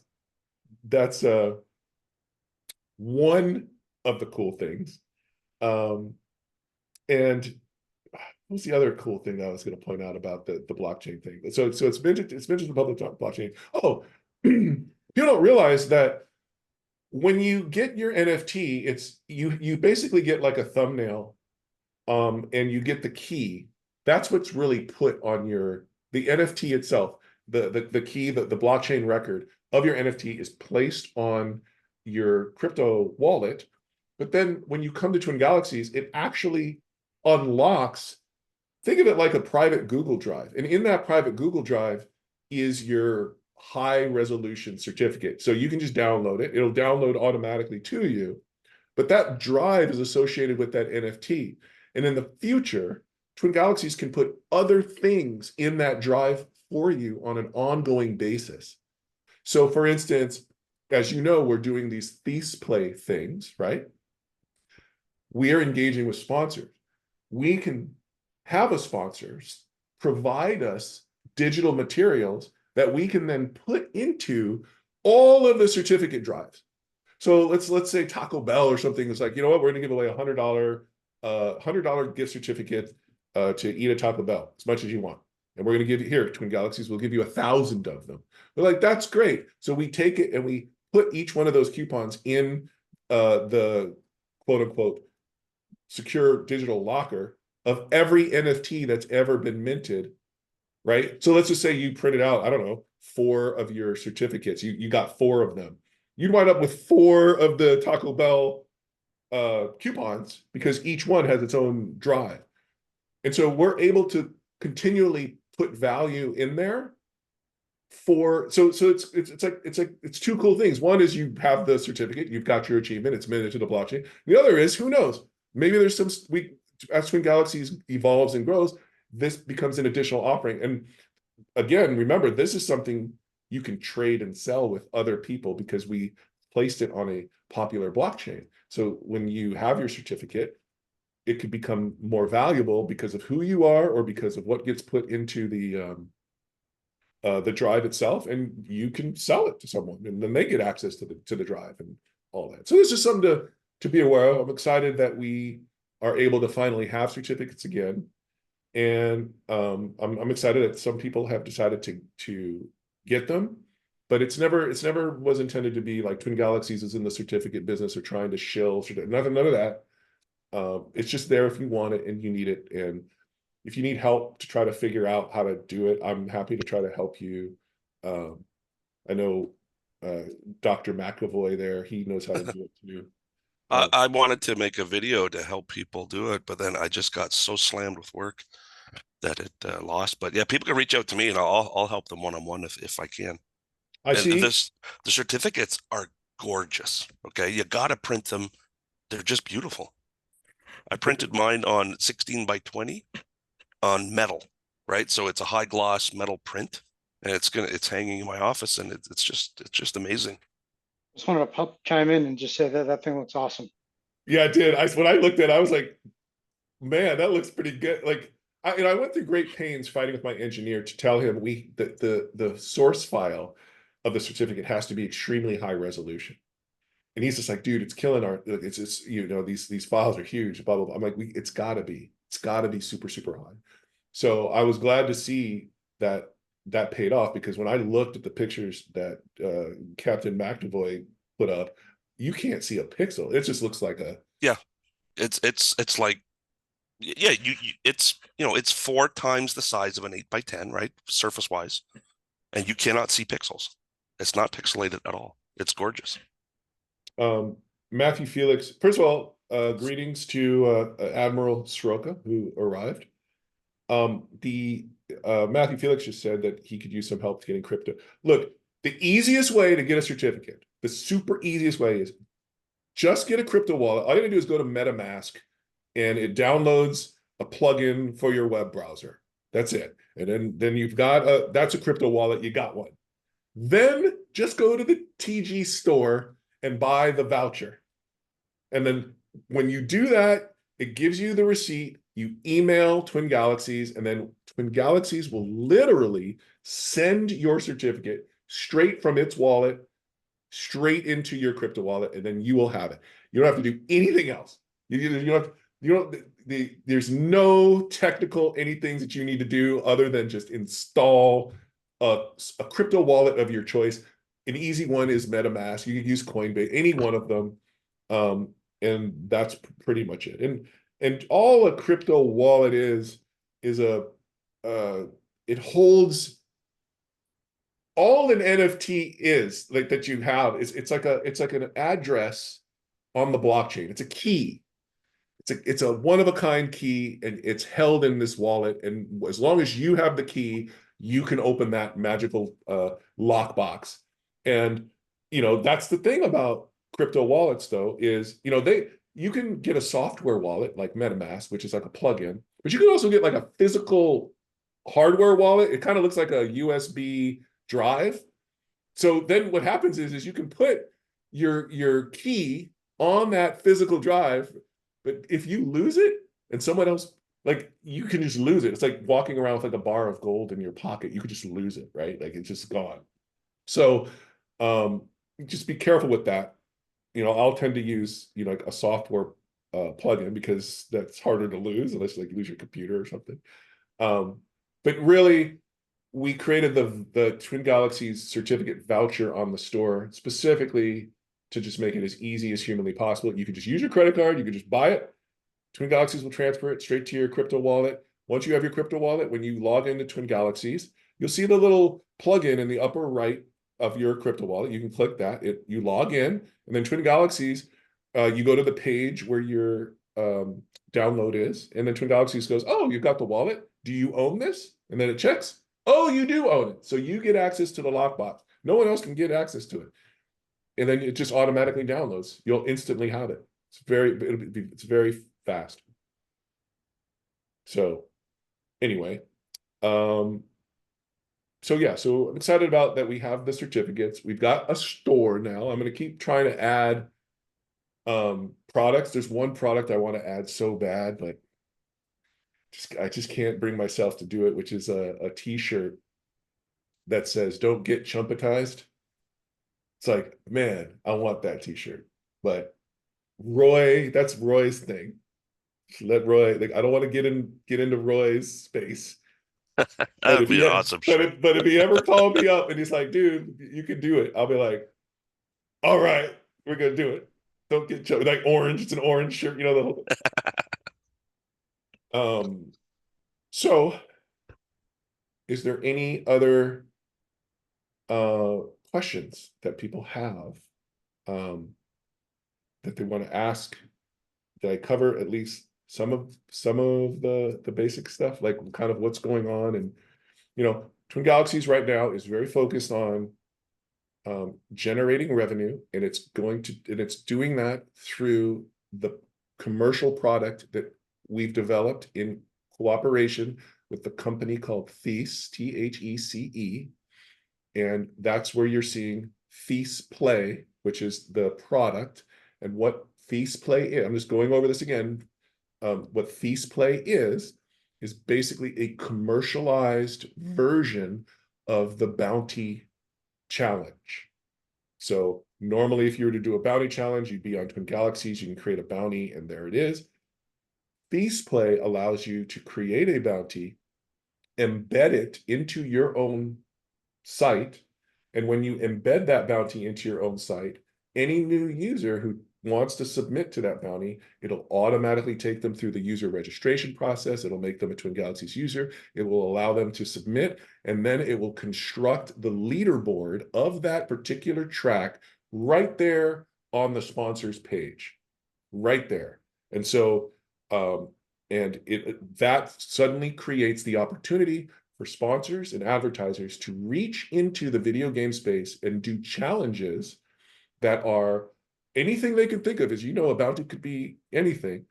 Leveraging video games as the tool for determination, right? Twin Galaxies adjudicates it, but it doesn't make it about the game. It makes it about the sponsor. So a good example would be like if McDonald's wanted to have a decathlon or something on an Atari 2600, we could set up a decathlon with a bunch of games for the Atari 2600.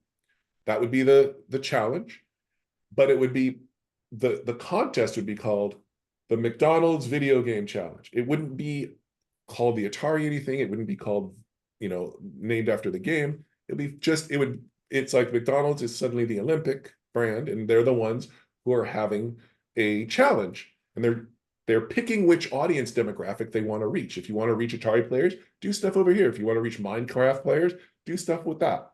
But it isn't about the game. And man, sponsors really like the idea of being front and center instead of being the add-on to someone's YouTube video or to someone's live stream. That it suddenly places them as the kingmaker, the hero maker. It's about them, and they're not subject to. It's just a whole different thing. And Twin Galaxies is really the only entity that's capable of providing this kind of service to the market. And as you guys all and gals and everybody all know, our system is a very evolved, tested system over time for us to get to the point where we could handle something like this. So there's really no competition for what this opportunity might be. So let's see, other questions. Snowflake. Is it over in all ways? As far as I'm concerned, yes. That is the answer to you, Snowflake. There's prior to any legal, as those of you know, back in 2014 when I acquired the database, there was no discussion about Donkey Kong or anything. We were doing our thing. Then legal stuff took place, which centered the discussion for a while. And now that's over. And that discussion is now over, like it was in the very beginning. There's nothing more.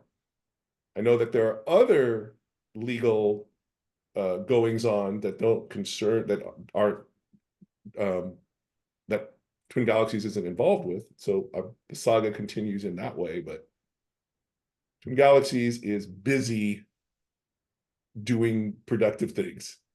That's the answer. That's so good to hear. But you know, if you wanted to make a little bit of money, you could sell some deposition videos. I know I'd pay to watch them. Listen, all I can tell you is I'm quite pleased that we have more interesting things to do and talk about. That's, Oh yeah. so I'm just gonna leave it there and focus on what really matters, which is making sure Twin Galaxies is sustainable, making sure that the community is growing. You know, just this Mortal Kombat stuff that you saw has grown the community with new users, and I'd like to see more of that happen. And hopefully the community will be welcoming and supportive and understand that it's a win for everybody for the efforts that we're making here with these audience challenges that we're doing.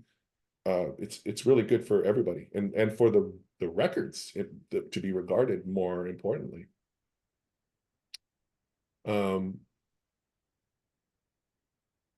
Let's see. I don't see any other questions in the thing. Does anybody have any other questions at all? Any, like, is there some, so on the inaugural stuff, it's being worked on, but we needed to make sure that this Mortal Kombat stuff was going to go smooth and stuff. So there's been all hands on deck for that. So that kind of interrupted our work on the inaugural changes. And to be clear here, the changes are this: inaugural scores will be recognized in their own right. So you'll have a stat of how many inaugurals you'll have.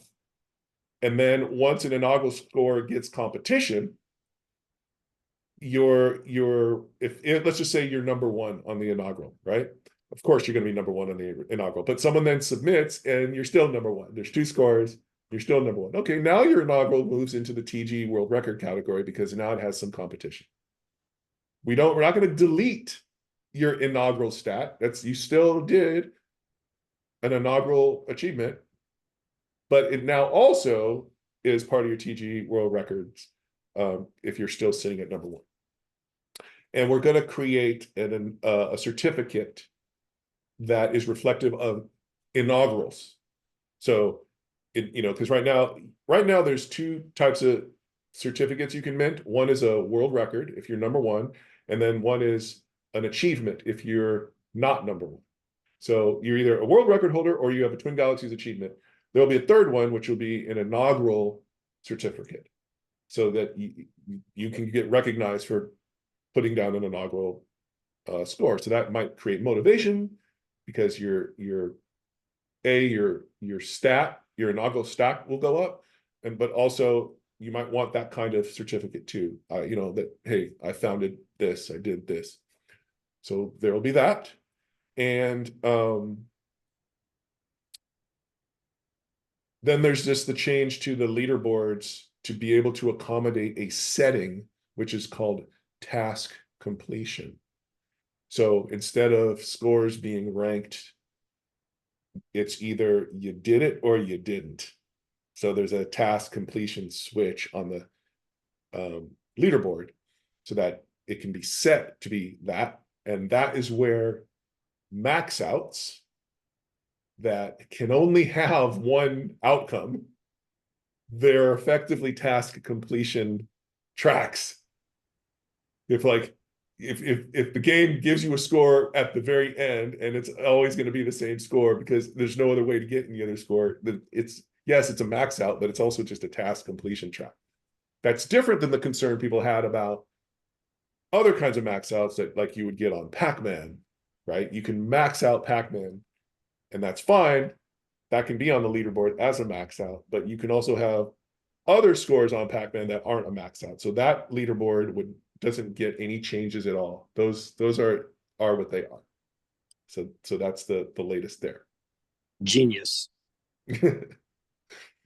So that is, as I think after this weekend, I think when the Mortal Kombat stuff closes out, the admin staff will get back onto finishing up what I talked about with the inaugurals and the max out stuff. It's just it seems easy on the surface, and it should be like, oh, just add a stat and blah blah blah. But no, it gets complicated because there are programs running on our server which are services that we've created that's constantly going through everyone's account, everyone's record, and calculating everything and making sure everything balances out and blah, blah, blah, blah, blah. So when you make a change like this, where you're like, okay, it's not going to count as a TG world record, but it's got to count down here, and we got to do, there's all this code that has to change. And then it takes like 48 hours to run the service for it to affect everybody. Because sometimes, you've probably seen this where we make a change and someone's stuff shows up, but somebody else's stuff hasn't showed up, right? Like yet,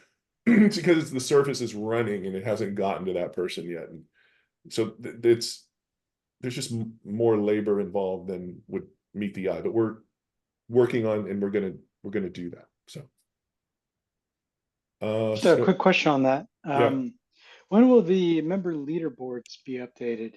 Yes, it'll be part of that. Yeah, like Okay, I figured it was just crunching along. But... yeah, you see the member leaderboards need to get more attention from our engineering team.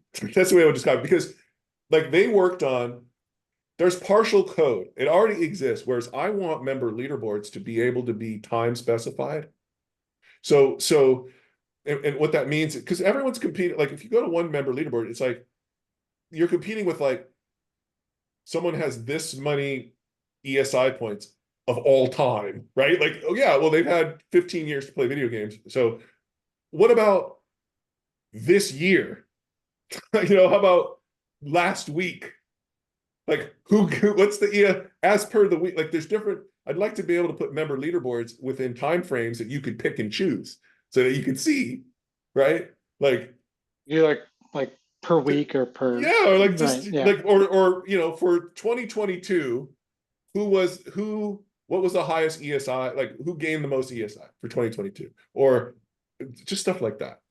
So people would like that a lot. Right? Like you should be able to do that. You shouldn't have to be competing with everyone from all time. You're competing with, there's some people who have ESI who aren't even fully registered members at this new Twin Galaxies, but they have so many records from the past that it's pushing them up on the leaderboard with an ES. So in any case, I know code exists for that. It hasn't been completed, but I'd like to see that also with the member leaderboard stuff to be all calculated up properly. So that's on the table. I think it'd be much more meaningful to people to on an annual basis compete, right? To know, it's like, sure, you can look at the work, you'll set it to, of all time. Here you go. Here's the person with the most ESI of all time. But this person hasn't even played a video game at Twin Galaxies since 1996. What about last year, right? Like, let me give that. And because I think we can do some interesting awards and certificates and other ways of recognizing those kind of achievements. Once we have that kind of resolution to be able to pick what the intervals would be. So I've thought about that. What else?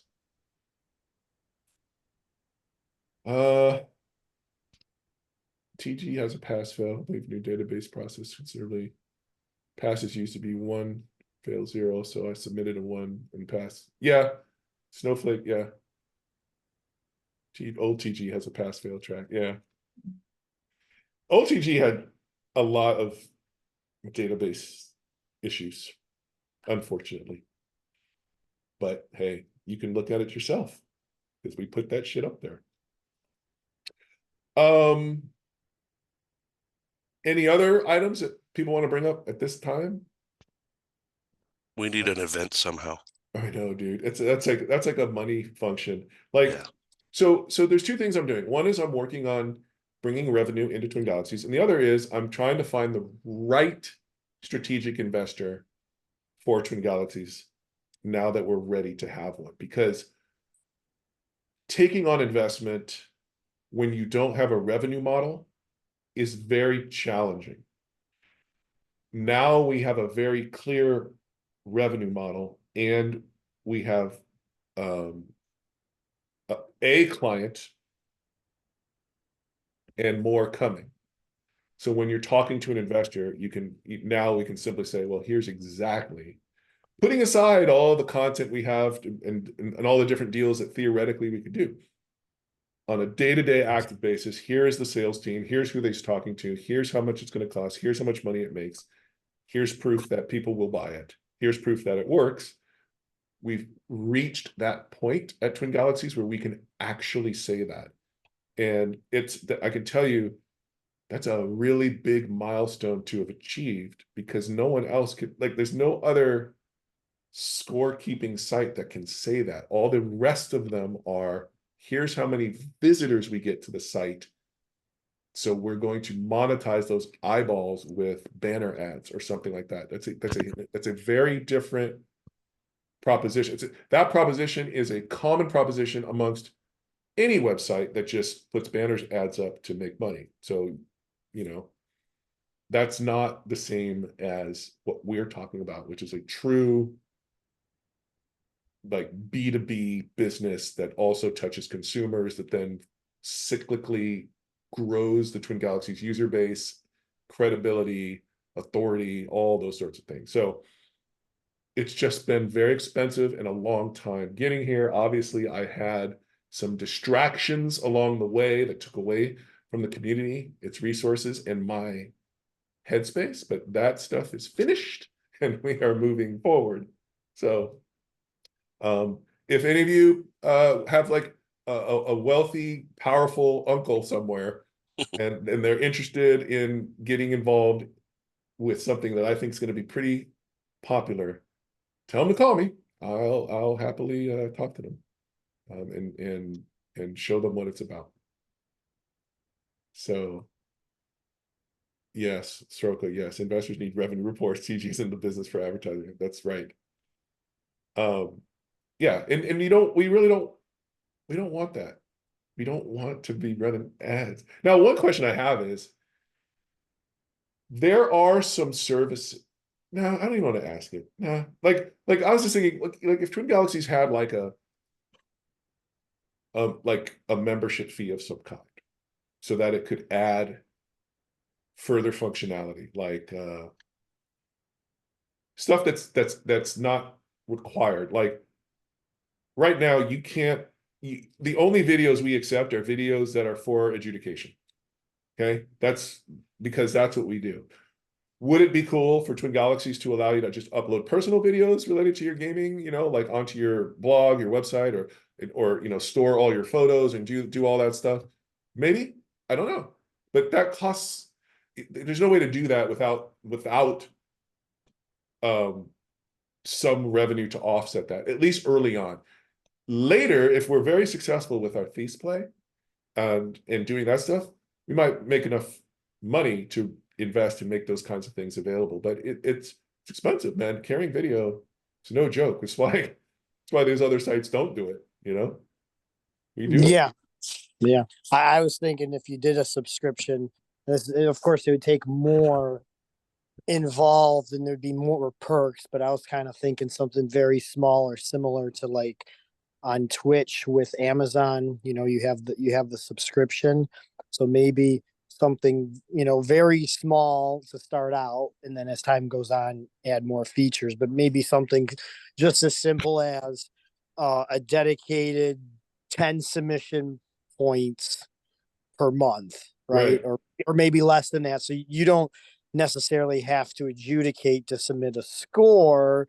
I think somewhere in between that aspect, people could still earn their points, could still get their free submissions, with a little tiny bit of labor. But for those more casual people who may not want to understand it, maybe a subscription would be kind of like, that would generate something, but we're not talking, tons. Well, like, yes, the idea of having something like small, like, and kind of build up, I like. We can't do it with submission points because we can't create submission points. So all that would happen is we'd get money from people who are paying subscriptions to get free submission points, and then I would have to take that money and buy those submission points from the users community to get them to distribute to the other people. So because our system does not allow, I can't print money. I'm not the US government. But yes, the core idea of some sort of smaller offering to create convenience, it's crossed my mind. I just, or should Twin Galaxies have a Patreon or something like that? Like, I know that there are community members who want to contribute, but there's no real way. Right now, the only way to kind of contribute to Twin Galaxies is just go to the store, Twin Galaxy store, and just buy something. That will help. Because that money just goes right back into Twin Galaxies. But I feel good about that, because at least when you're going to the store and you're buying something, you're getting something for your money. It's not just like a Patreon or something like that. Like you're getting something kind of cool. I think the Twin Galaxy store has some cool things in it.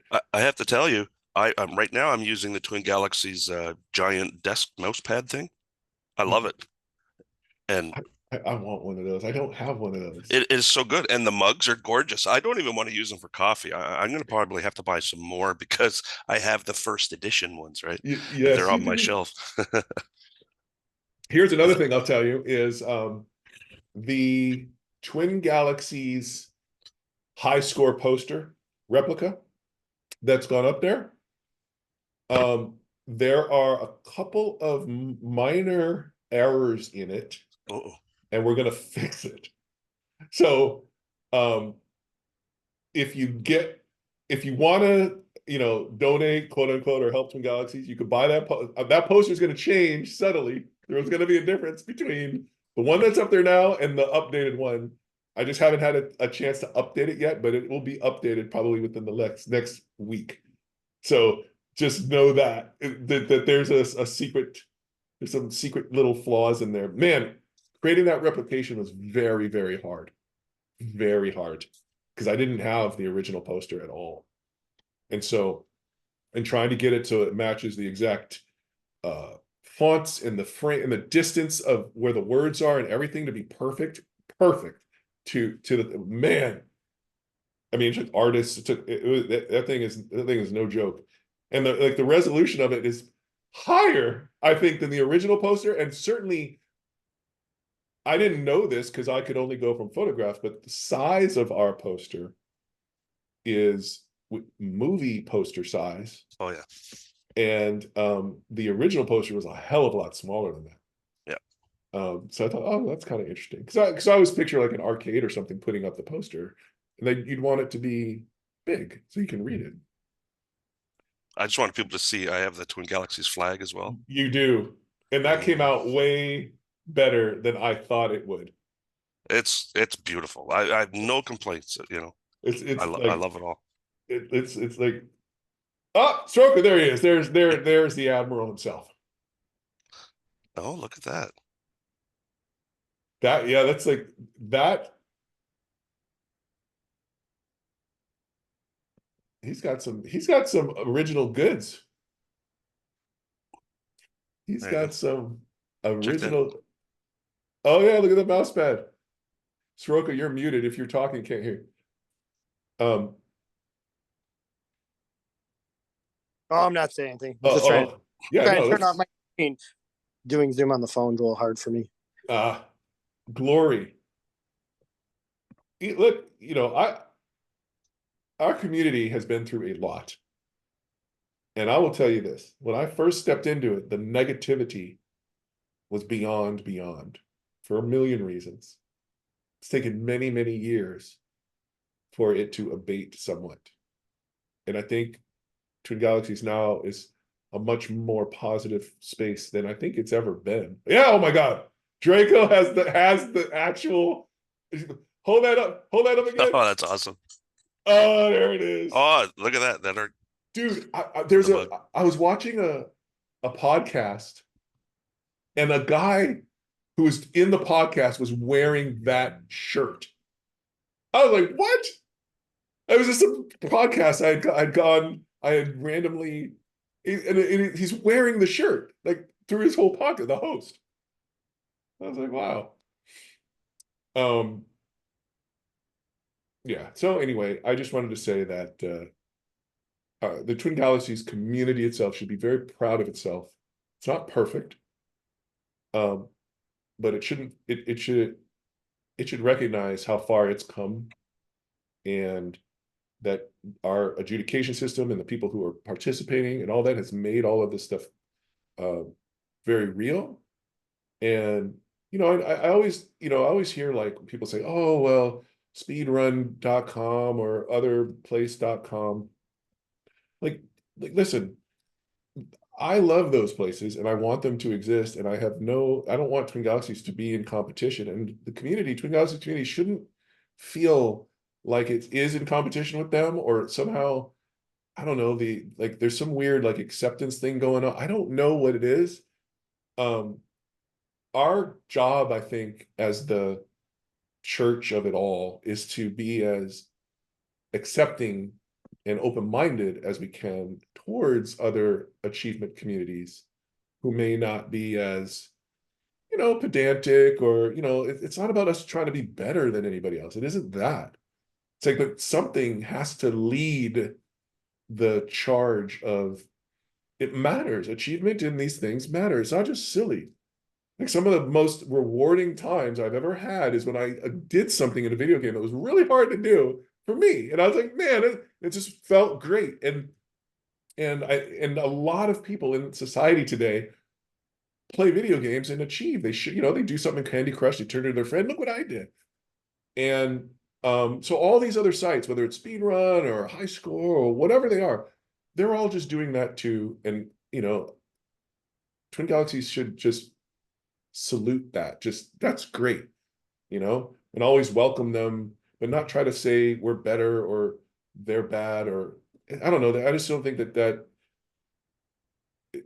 I think in the end, if Twin Galaxies just keeps steadily moving forward, being positive and doing things, in the end, all of these other places will support and come together with Twin Galaxies. One of the things I want to do is do another book, an annual book called the Twin Galaxies Compendium, which it's kind of like Walter's old book, right? It's got all the scores in it, and it's got some articles about the players in it, but we leave huge sections open and let other communities take over those sections. So you go to Speedrun, all you guys have to do is provide us the content you want in your section, and we'll put it in there. And when you go over to the different communities, the Tetris community, all the different ones, and you give them an opportunity to be part of the compendium. So it's not saying one section is better than the other or anything, and then you make that big giant book available annually, right? As sort of a symbol of player achievement overall being important. It's not like I think you'd sell like 1 trillion books or anything like that, but I think it would be a great symbol and effort to bring communities together and recognize everyone's doing their thing, and that's great. So anyway, if I can get some investment or get more traction on with these play sales, those are the kinds of things that I'm thinking about for the community, and that gets us right back to events. And I do think we need to have an event, And as soon as we have the resources to do an event, we're going to do a proper, it will probably be the best even Twin Galaxies event that's ever actually occurred. Like, and it won't try to be, you know, TwitchCon or something like that. I think a much smaller, community focused event that's very premium and has all the great stuff that you'd want to see at an event like that, I think would do wonders. And so that's on the to-do list for sure. That's definitely, you know, and because I think that eventually leads to things like the equivalent of the Academy Awards, right? Player of the Year, according to the Twin Galaxies statistics, right? Or, and then we include other communities too in that, so they have their moment too. We just kind of, something has to be responsible and sort of lead the conversation, but not try to own it. We're not trying to own the conversation, but most of these sites, they really don't know how to do business. They're not business people. They don't think like that. They think very smaller and more focused on just only what they care about. And that's okay. I don't need to do all that. But for player achievement, something has to be thinking bigger. If the Olympics are ever going to include video games, who are they going to talk to? Like, honestly, they can't talk to Activision, because all Activision will say is, you know, use Call of Duty, use our games, right? Like that's their job. Activision's job is to sell their games, and they could use the Olympics to do that. They're not. So who really is in the right position for the Olympics themselves to go, can someone help us figure out what the competition should be, how we would measure them, blah, blah, blah. Twin Galaxies needs to be ready for that kind of conversation and be suitable for that conversation, because it seems to be the natural entity for that kind of conversation.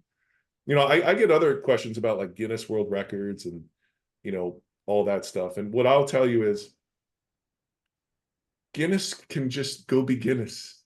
Like I don't really like, let them, they are a different entity. They have different priorities. They have a different, it's just a different thing. Twin Galaxies takes video game achievement very seriously. It's just we're not, you know, Guinness is more in the certificate, you know, business, and like that's not, yes, we have certificates, but that's not our business per se, right? That's not, so, you know, there's no need for Twin Galaxies to worry about what Guinness World Records is doing. I don't have anything bad to say about them other than, you know, I don't think it makes sense for us to equate a Twin Galaxies record with a Guinness World Record. So let them just be different. I'll always value the Twin Galaxies World Record higher, just because I know of the processes that are going on behind how it's being determined. I don't know how Guinness determines what they're determining. So Godspeed to them. Blessings and kisses. I don't want, Twin Galaxies is not a negative place anymore. Okay. It's just, that's not what we're about. I think we like games of all types. We like people of all types, and we celebrate the achievements. And that's what we do. And hopefully we'll figure out a really good way to sustain ourselves and, you know, make money and be positive while doing it. That's it. That's where I'm coming from. So I'm trying. Can't tell you. I mean, who knows? But I have been trying, honestly. I hope that made sense. Does anyone got anything else for me? Or are we good for this round?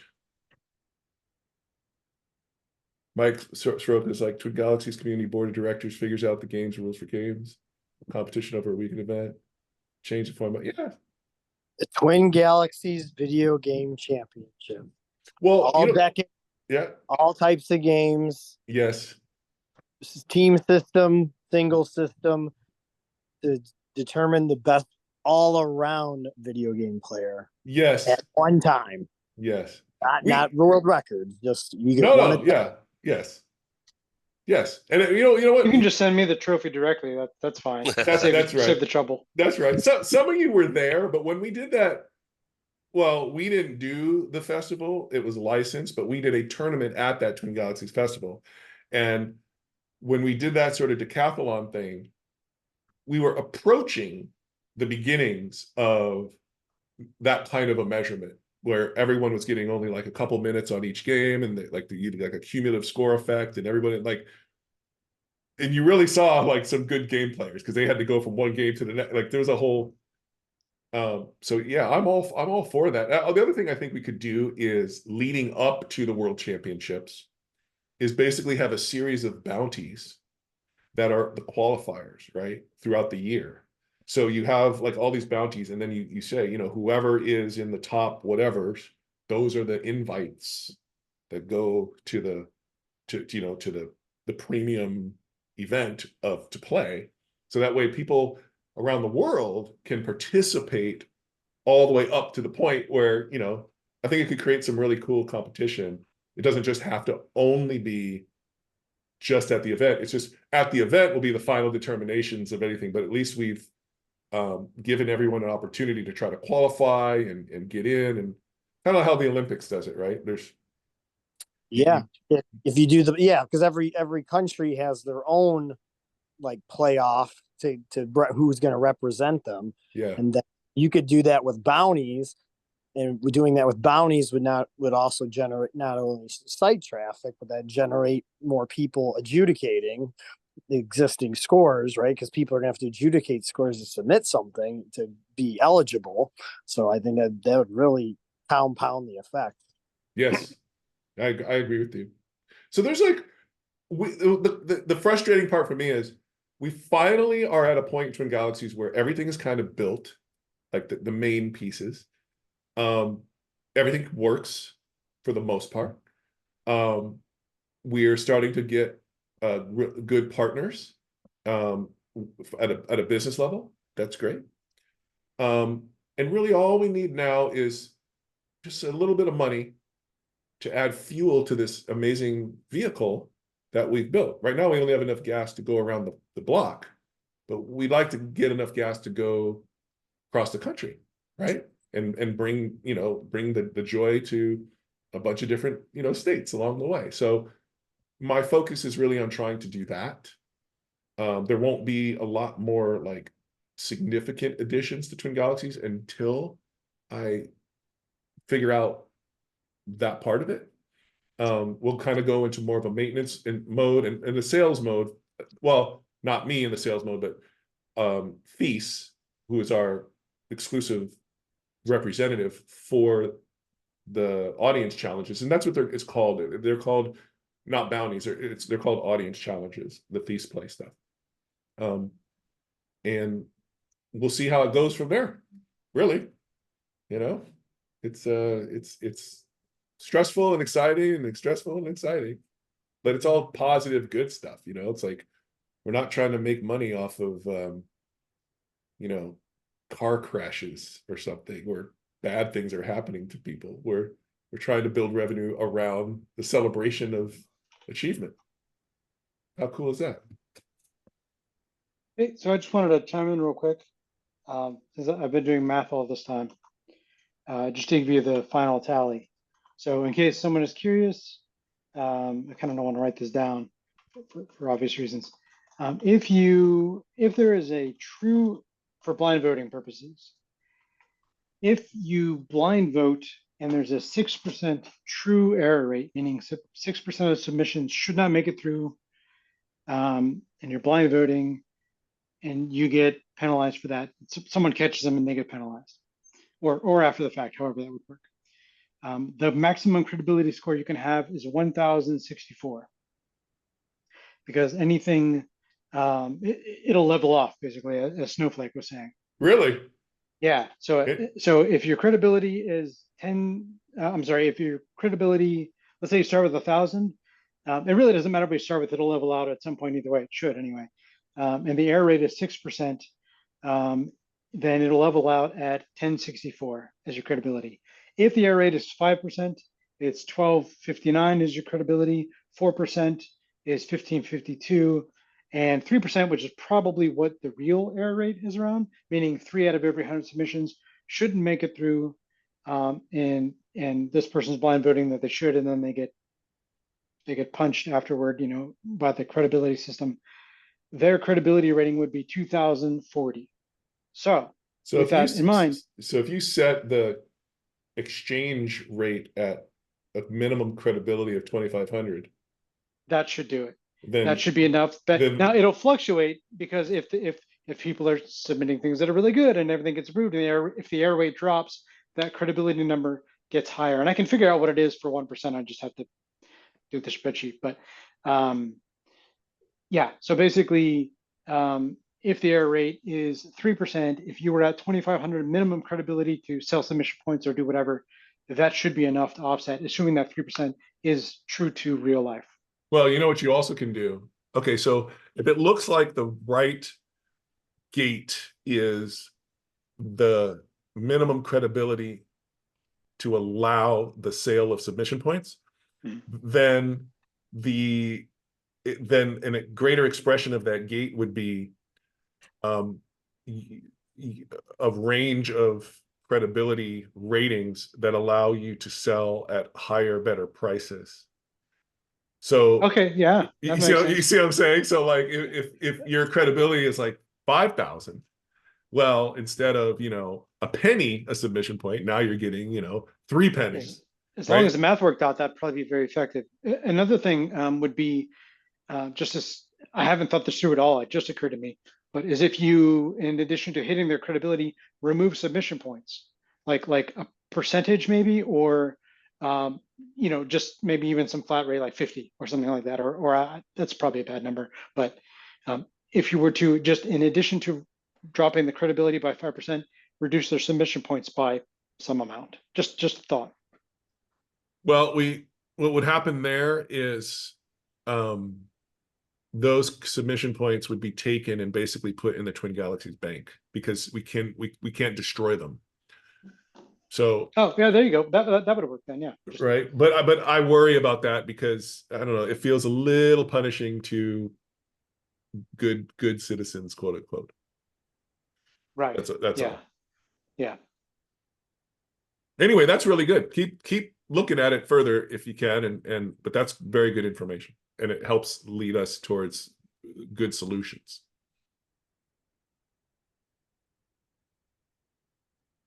Snowflake, yeah, I was reading that. Submission point is ugly because it just encourages people to submit and spend before they get caught and penalized, so it disproportionately punishes. Well, here's the thing.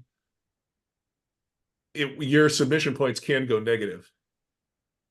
So if they somehow are able to get rewarded, spend those rewards, They have to earn. And then they get caught later, they'll literally go negative on their submission points, and then they have to earn out. You could also set a minimum number of submission points, meaning so like, let's say I wanted to cash in my submission points and I had 1,000. I could only cash in 900 of them, meaning I had to have, like, if I wanted a money payment kind of thing, Right. I had to have 100 in reserve for escrow, basically. Right. To cover that if there was. I think we can solve the problem. I mean, we definitely have some tools to solve this issue. So the good news is it won't get implemented without an accompanying solution of some kind. And you already can tell we have some opportunities to do some stuff that might work. We'll keep thinking about it though. Trust me, it's a good problem to have, man. If I'm at the point where I'm buying submission points off of the community, boy, Twin Galaxies is in good shape. Let me tell you. Pray, help us get there. Like anytime you see these feast play submissions coming in, just adjudicate them. Just get them. They're going to be typically very easy to adjudicate because they're not trying to be world records. Most of them are task completions or very simple measurements. I've been doing it all evening while we talk. That's great. So actually, a question about that, and I apologize, I was doing math earlier, so if this has already been addressed. I looked at one of them, and the score for it for the submission was one, the number one, Yes. and it was trying to do it was doing a tower, very hard tower, Mortal Kombat 1, and it was the actual submission is supposed to be number of levels completed, and they completed 5 levels, Right. but the submission one is one, but I was like, but I was confused, like, can they only submit one? Okay, well, here's what happened. Early on, we fixed that. Oh, okay, It okay. was that was a so I think so I saw like the first one that came in, and I was like, yeah, oh, what's this? I And okay, adjusted it. I adjusted it. So early on in the challenge, because it was like the first full robust the submission form that exists on the Mortal Kombat site, it was from the previous test we did. Now, the previous test we did was a task completion test. So there was no place to actually put a score on the submission form. And so when we brought it over to the Mortal Kombat one, it got overlooked. So when people started to submit the first couple of submissions into the Mortal Kombat, there actually wasn't a place for them to type in a score. So they would upload the video, and that's all they could do. okay. So when it got put on the leaderboard, it automatically would just put a score of 1. And it's because there was no score entered. And so a score of 1 just got put up there. And so I caught that early on, went in, looked at those adjudications specifically, changed the 1 to the number it was supposed to be, because it's not their fault that they couldn't enter in any number, and fixed it. So, but now on the form, it takes the score, and that's why all the other ones have proper scores. That's what happened. Okay, that makes, yeah. I looked at it, even it looked like a completion score, not a score, and I was like, Right. but that makes sense. That's exactly correct. So yeah, that was an oversight on our part on the form, but we fixed that. So, but you caught it quick, because it wasn't like that very long. Yeah, I think I had, which happened to be in there when it popped in or something. Yeah, so it's interesting when you look at the Mortal Kombat leaderboard, those are all new users, as far as I could tell. They couldn't have submitted without becoming a new user. And I don't see any Twin Galaxies regulars in there. I'm too scared of the new Mortal Kombats. well, here's what's interesting. This particular challenge, I don't know if you've watched any of these videos, but it's very specifically designed to be incredibly difficult, only for the most advanced MK players that there are. Yeah, like it is. I have MK1, and I'm telling you, setting it to very hard, and the tower challenge, it's like I'm amazed at the fact that these guys can complete the tower challenge. You get a score of 25. It's as high as it gets. That's it. And I'm like, that's incredible. Like they're so good at the game to be able to do that. I can't even tell, because the game cheats, man. It's like it's one of those. It's one of those. I mean, if it was an arcade machine, it's like that's one of those quarter drainers.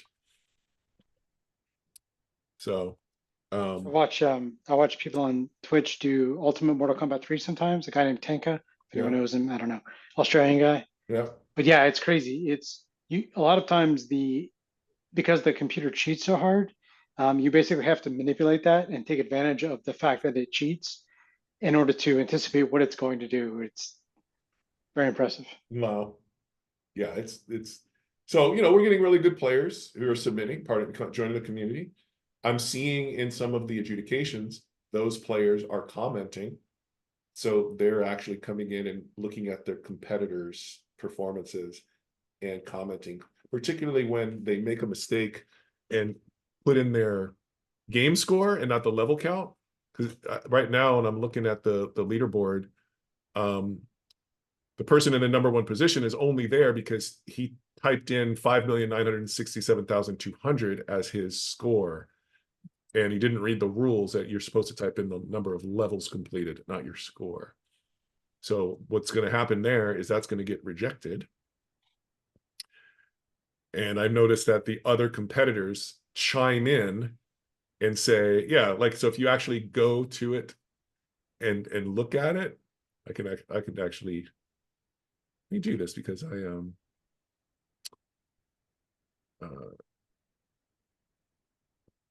you guys see this? Yep. Right. So I actually went to it and I go down and look at it and I see Combat Cat, Jibtron. These are the other competitors. And they're saying, you're supposed to put in the amount of levels completed, not in the score. So they're voting it down. Which is just, it's really interesting. Oh, here's another thing. Can I show you this? Let me see if I can show you. So one thing that we've developed for later is Twin Galaxies trading cards as NFTs and digitally. Have you seen? So let me show you this. Let me show you. See if I can.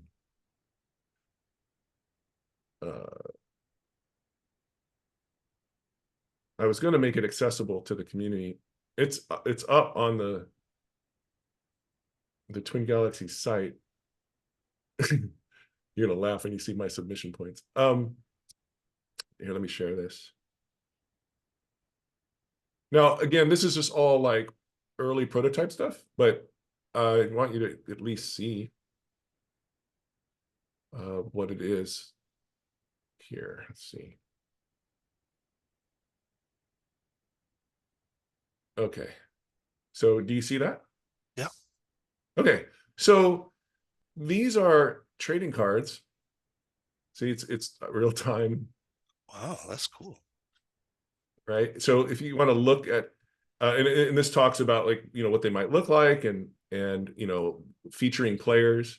So let's look at some players we put like this is what's called an informational trading card, where there's just like a lot of stats and so we got Red Elf. See if we can, all the stats about him.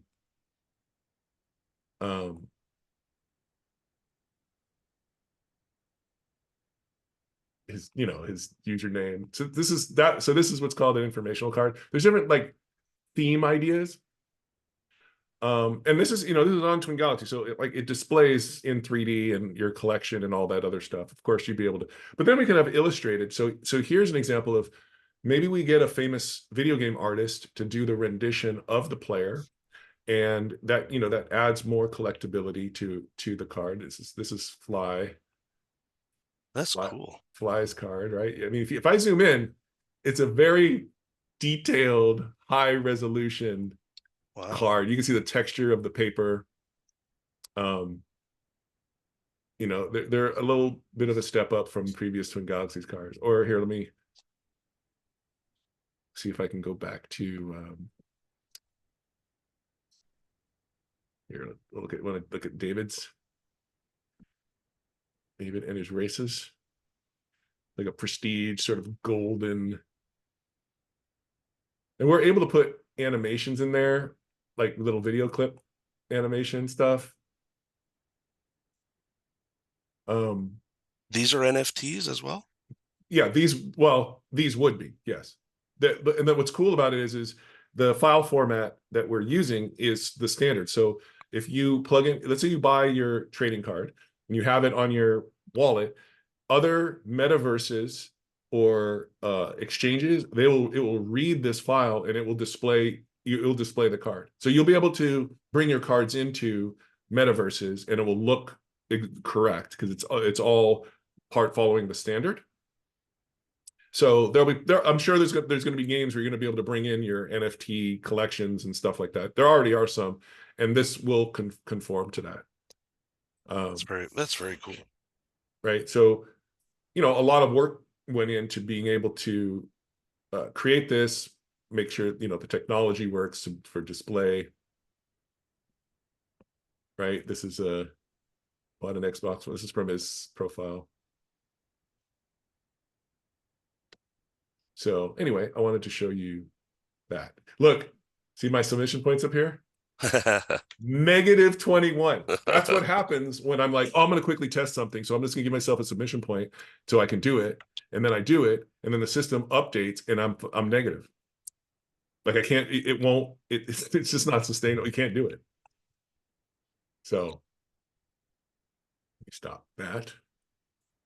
Anyway, hopefully you guys thought that was kind of cool. They are cool. Maybe that could be a possible, minor revenue stream. People, hey, pay $20 and you get your own card. I mean, that's how Walter funded his, right? Yeah, but see, well, I'm trying to make it so that if you're on a card, it matters if you did something. Well, I'll See, never be on a card. well, it depends on what the topic No, is, I but know. I but don't want to be on a card. I'm just well, kidding. I also think bounties could result in card issuance, right? Oh yeah. Like, but one of the things I didn't like about the previous trading cards that say Walter did was it was all favoritism and Yes. him just randomly deciding. And so that really impacted the value perception of what these cards were. He was really basically treating those cards more as like promotional flyers to get people to, it's just different. Whereas I view being on a trading card as more of a way to celebrate actual accomplishment that's been proven within our system and amongst the peers, right? So you're like, oh, okay. So, and I had envisioned, doing them like baseball card packs. So you'd like get a pack and there'll be some rare ones or whatever, and you can collect the player cards that way, as opposed to one-off cards. It would like follow the baseball card pack thing. But you got to get some bubble gum though, Well, you because that's can't. what really ties it in is the It did tactile. some digital bubble gum. All right. Well, I don't want to keep everybody all night. Hopefully you found this format of discussion useful. If you don't like it and you prefer like more of a YouTube-y delineation, we could try that. But I thought this was helpful to be able to just have dialogue like this and get through some issues. What do you guys think so far? Okay or no? I like this. I wish more people would unmute themselves and talk, but because I mean, I don't get out much. I work at home.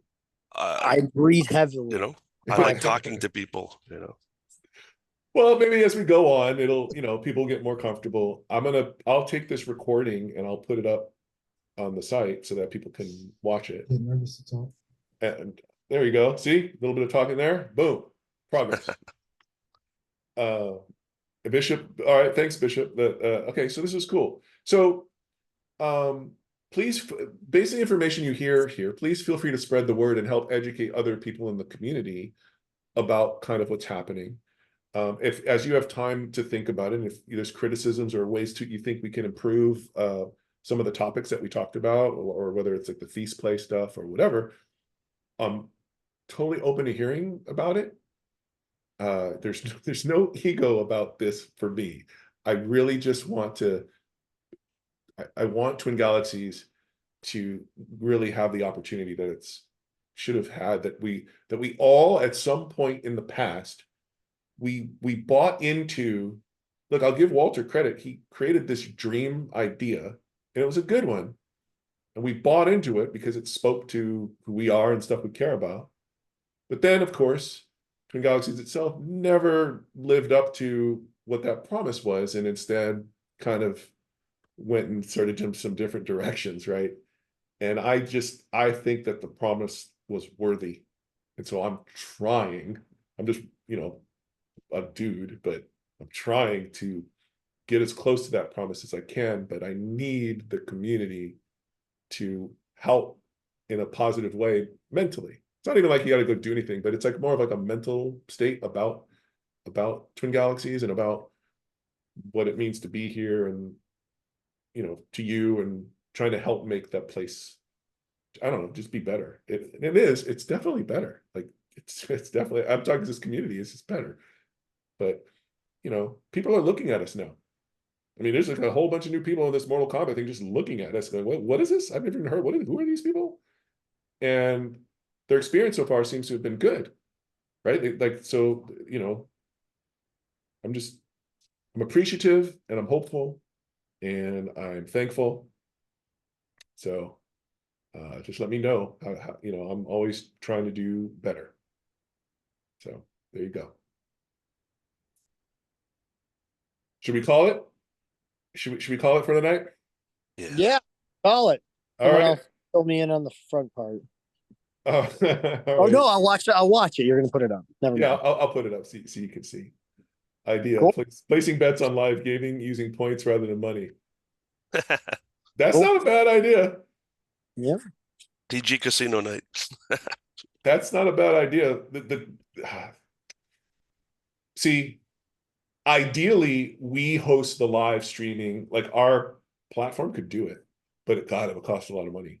So then, secondarily, you have to stream on Twitch, and so you hold the event and you stream. It'd be hard to implement, but we could do it. That would an entry fee to watch the live streaming. Yeah, we could do. Our system will support pay-per-view streaming. Like we could do that, but I just think people placing bets. There's one thing what we did before we go. So I used to run this thing called the Lounge, and we would have a show that we called the Taunt Fest, where people would play a battle royale game, and then the viewing audience would try to guess when the person who's playing the battle royale game, what rank they'd get to, like how long they would live. And the prize, the person playing gets like a prize if they win the battle royale. But the audience wins if they call, let's say there's 100 people in the game and they say, he's going to die at 60. And then so if he dies at 60, whoever called 60 gets the prizes, right? So we like that kind of live show would work really well, right? Where you could, you probably use something like Call of Duty or something because they have Warzone, which is basically battle royale. So you just guess, okay, he's going to die in third place, and then we somehow award it. I'd love to do something like that. There's so much to do. I'm just one person, Twin Galaxies is still small. I gotta get some money in the door, and then we can start to do things. Tell you, once we get some money in the door, man, I think we're going to be, as a platform and as a community, very effective, very interesting to a lot of entities, a lot of people. I think it's going to be, and as long as we are welcoming and are behaving in a way that's, like the diversity I want to apply to gamer types. We should support all kinds of game playing, all kinds of achievement, all kinds of interests that way. Culturally, we should just support that. And if we do, and our attitudes are of that nature, I think we will attract more and more people to come want to be part of this group. So I'm working towards that, if that means anything. All right, I'll see you guys. We're gonna call it. I saw Dawn Atreides' message, and if Dawn's leaving, then we all gotta go. Am I right? Yeah. Peace. All right. Have a good night. All right, I'll see you guys. Good stuff.